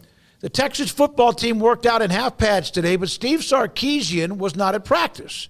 Texas spokesman saying that he canceled his press availability out of deference to Vic Schaefer and Bob Bowman's program. Sarkisian would like to keep the spotlight on the Texas women who play tonight at 6 against TCU and the swimming team, which of course will probably win yet another national championship because that's what they do in swimming, both men's and women's, swimming and diving. They are amazing. That's also why they are, what is it called now, the Learfield Cup? Yeah. Why they are the two-time defending champions of that. There's some other schools that are making a run at them, but in the end, they just wear you down and gain a bunch of points with a lot of these programs. Softball's been number one. Texas baseball's in the top 5. I know some of you get, tired. It's true, though. So that's a pretty cool thing from Steve Sarkisian. Tonight, the women's final 2 places into the Final Four will be set. We got to get into that too, Paul, because we do need to get into that. So tonight, Texas is playing TCU in the first game, and then UConn and USC will play in the nightcap. Paul Catalina, devastated that Florida's in the Final Four. Even more, almost incoherent when LSU and Kimothy Mulkey went down to UCLA. The Beast, that's the first time that UCLA women have been in the Final Four in women's basketball since back when I was in college, I believe, when they might have had Ann Myers, and it was called the AIAW, is what the women's championship in basketball was called, before they eventually, in the early 80s, went to the NCAA. So she's... you were devastated. You were telling me about what they were misplaying the zone or whatever. She is... she's getting a lot of play in the ESPN car wash today because she was rude to a reporter, which is like... It's like the millionth shopper kind of a thing. Like, okay, congratulations, you're the latest reporter that she's been rude to. Didn't ask the best question either. And a question I heard him ask it. I'm like, well, I've heard this asked a few times. Yeah, it was a little bit. I've heard this asked a few times. Yeah, and so she's not like. And every time I've ever heard it asked, it's been they lost in the Sweet 16, they lost in the Elite Eight. Here's the question that she should be asked. And it's a very, very simple one. And she would get very mad, but it's legitimate. She is one of the elite coaches. There's no doubt about that. One of the elites of all time. One of the greats. But she doesn't lose that often. And here's what I would say. I wrote it down for you. Kim, you don't lose that often, but when you do, it's always the exact same way. You ever think about adding some wrinkles to get to your game plan so it doesn't happen? Because every single time it has ever happened, 100%. I'm not giving you statistical outliers here. This is the most locked-in sports stat I can possibly give you. Two things happen. The team plays physical and gets some calls, which then Kim gets mad because she is a referee's worst nightmare. And the more important thing is... Only referees? No, but yeah. But she is... Then what happens after that is the other team bombs threes because Kim will not defend the three-point line and then will not respond by saying, hey, maybe we should shoot some threes. She doesn't do that. She's old school. She runs everything through the low post. And look, most of the time that works out for her. But she also, she is the questions about her and why there's a difference between her and Pat Summitt and Gino Auriemma because they're all up there together. But the reason that she's behind on titles is because those two coaches would flex their styles and she just won't. Well, they're not as much inside deep. They have athletes. They have, but she really only wins when she has here's a stat. LSU was 5 of 15 shooting threes. UCLA was 10 of 24. 10. That's 15 points difference in the three-point line. Now she's usually better inside the paint field goal shooting, but that was it. And UCLA shot a lot more free throws at the end because they were being fouled constantly. And UCLA has the big girl inside. Yeah. So who I know she's really good. I was at Ridgewood, played around the golf, sitting there watching a couple of the men's game had just wrapped up. Houston, Tennessee. We're watching the start of Auburn, Michigan State, and they had that game on. But yeah, no, that was a smart-ass answer. It was not a good question because it was almost negative the way it was at. Well, that's 2 years in a row now. You've been beaten in the Elite Eight. They just won a national title in her, second year at LSU? Yeah. I think people also ask her that because she's always giving her resume. So they ask her, so what's – and she went a long time between Final Fours here. A long time. They kept – they would get tripped up in the Sweet 16 or the Elite Eight, and they had really good teams. And it's because nobody has to – you can watch film of a game from 15 years ago. She's Jimbo Fisher. You can watch that, and it's going to be the same.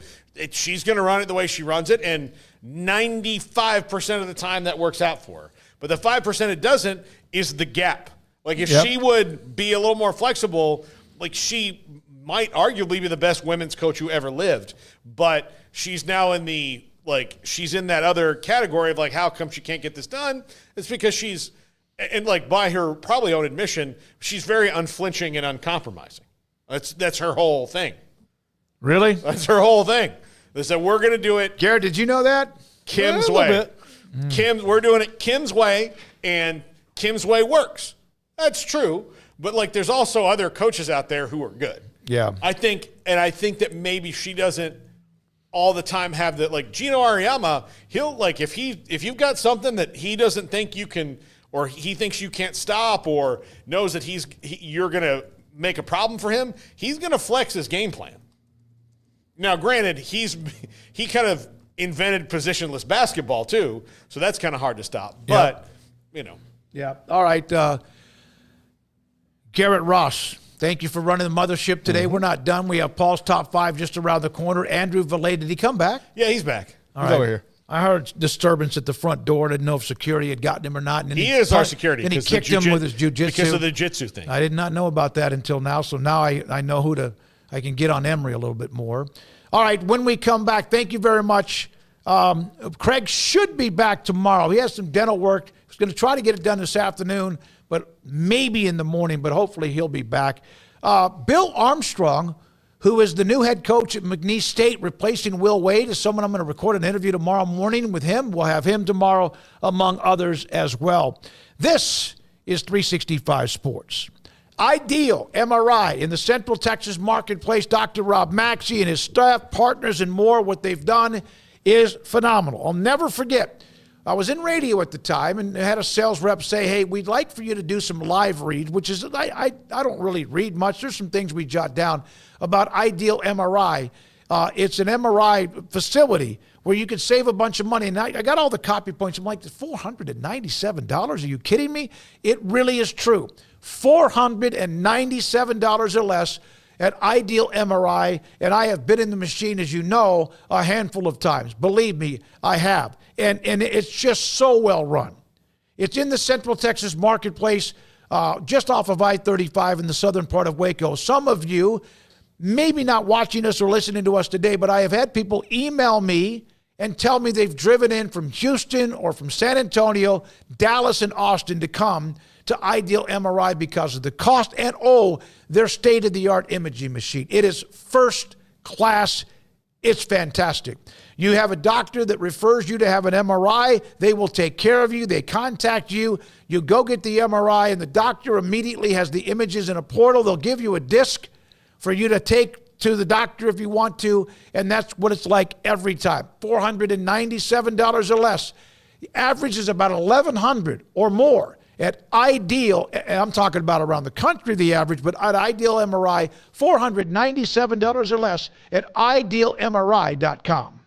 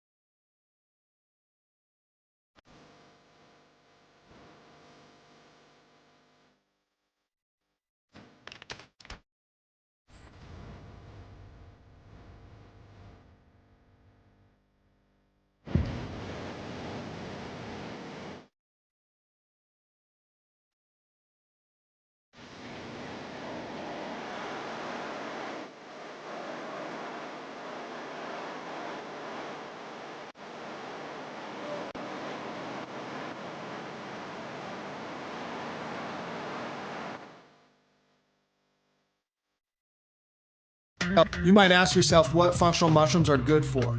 Whether it's lion's mane, cordyceps, turkey tail, shiitake, reishi, they all serve a purpose. You have ones for neurological health, ones for sleeping and gut health and all these different areas. They pack a powerful punch. Functional mushrooms are, of the millions of mushrooms and fungi out there, the ones that we can actually ingest and benefit from as humans. Like all adaptogens, they kind of adapt to what you need at the time that you need them. We don't even really know that we're suffering. We just don't quite feel right. That's where these adaptogens come in and really start to close the gap and really start getting us closer to how we want to feel. Functional mushrooms have definitely re-energized me and helped me face each day with a new vigor for life. Learn ways that functional mushrooms can help you. Go to GetHumble.com. You spent hours selecting your patio sofa. Choosing that grill would have taken weeks. Probably your car needed way more time. For sure, you would have spent months mulling over that pool of yours. Protecting your prized possessions needs no time, though. Just visit coversandall.com, create a custom size per your requirements, pick a fabric and personalize your cover, and leave the rest to us. Premium protection for all that you love.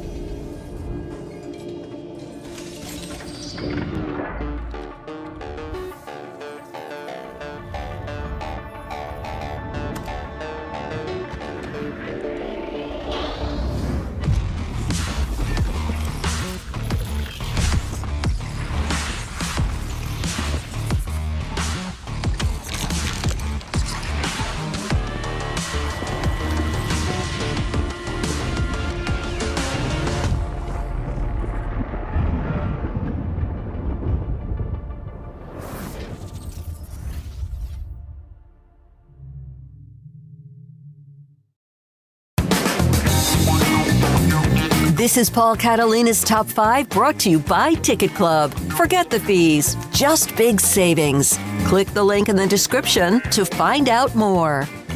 Welcome into Paul Catalina's Top 5, brought to you by Ticket Club. Let's talk a little more college basketball as we are, for 15 of the 16 teams in the Big 12, into the offseason. So let's go through the top 5 Big 12 offseason college basketball stories. Number 5. An interesting development over the weekend when it came to Kansas's roster, in that reported that A.J. Storr, Rylan Griffin, even Flory Badunga, Passmore would all be in the portal. Now, A.J. Storr, as of this taping, has not officially announced that yet, but a lot of the team is leaving, including the 3 veteran players, K.J. Adams, out of eligibility. Hunter Dickinson, out of eligibility. DeJuan Harris, out of eligibility. So, what is KU's roster going to look like next season? Now, look, they've got Darren Peterson, the number 1 player in the country, coming there, an outstanding day 1 starter at point guard. I think it's likely they keep Flory Badunga. This is more about money. Even though they say it's not, he's got a do not contact tag on him. His advisors are just telling him, go in, see if you can get some more money and come back. Although other people have probably made overtures, even though there's a do not contact tag on. So where does Bill Self build this roster? His strength forever has been the culture at Kansas. The culture, the culture, the culture. And when you come in and played for Bill Self in the old days, you could come in, you're going to be there for a long time. You were going to learn and you were going to earn your way onto the court. Well, that's not how college sports and especially college basketball works anymore. You come in, you play for a year, and then you reevaluate all of that. So that's hard to build a culture. And that was this Kansas team's biggest problem this year. An immensely talented team, but the pieces all didn't fit together. And even one of the greatest coaches of all time couldn't make those pieces work. So how does he find pieces that work? Well, one, I think people will want to come and play with Darren Peterson. 2, I think Flory Badunga comes in and fits that role really well. Very athletic, very good, going to be an NBA player. Then you find a lot of guys who are grinders, who are in that old school way, who are coming up or finding a different opportunity that fit. Bill Self may not have very long left at Kansas before he retires. We don't know. But he does want to make a last push and get one more if he can before he goes out. And Darren Peterson is certainly a point guard who can help get him there. And this is going to be an upgrade. No offense to DeJuan Harris, all 38 years he played at Kansas. But this is going to be an upgrade, and it should be exciting to see. But what is the roster going to look like? Look, Kansas has got the money. They've got enthusiastic donors. They're not worried about that. Number 4, can Texas Tech keep their core? What does JT Toppin do? What is, how much can Grant McCaslin keep that together? There are some guys that are out of eligibility. They, of course, will go in the portal, and they're not shy about that. But for this team, who was just on the door of the Final Four the other day, to keep it together and make another deep run, they do need to keep that core together. So can they do that?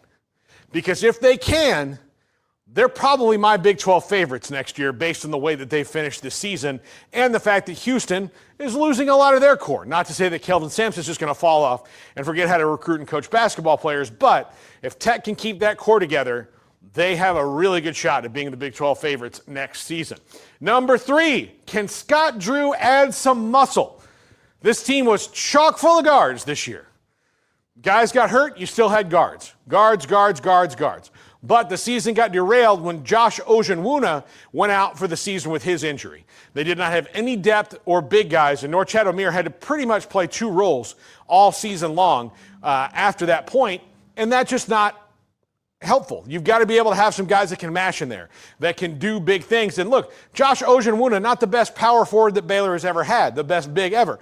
No, but not having one at all after that hurt them tremendously and was why they had an early exit in the tournament, although they did muscle up and get the 1 win before they ran up against the buzzsaw in Duke. Number 2, who is on the hot seat? I think this list starts with Bobby Hurley. I don't think Jerome Tang will be on it, but like if they have another season after spending as much money in the portal as they did, there's going to be some clamoring in Manhattan. Most of the coaches in the league are new, but who goes in with the most pressure? Perhaps Johnny Dawkins at UCF could have a lot of pressure on him to start winning, but it's tough to do in a league that is so deep and so good at basketball. But Bobby Hurley, who we know, like there were rumors that he was on the way out anyway, could be in a tight spot in Tempe. Number 1, can BYU's big money pay off? AJ DeBonta is coming in, and the numbers that you're hearing thrown about him, $5, $6, $7 million for 1 year, and the rest of that recruiting class, this is a 1-year bet that BYU is making.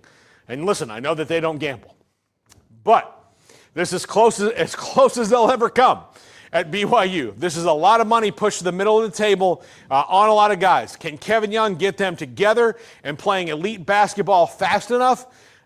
It will be interesting to see, but this is another team that will probably wreck shop next year in the Big 12, given how much money they've paid, and that should pay off, but it's not a guarantee.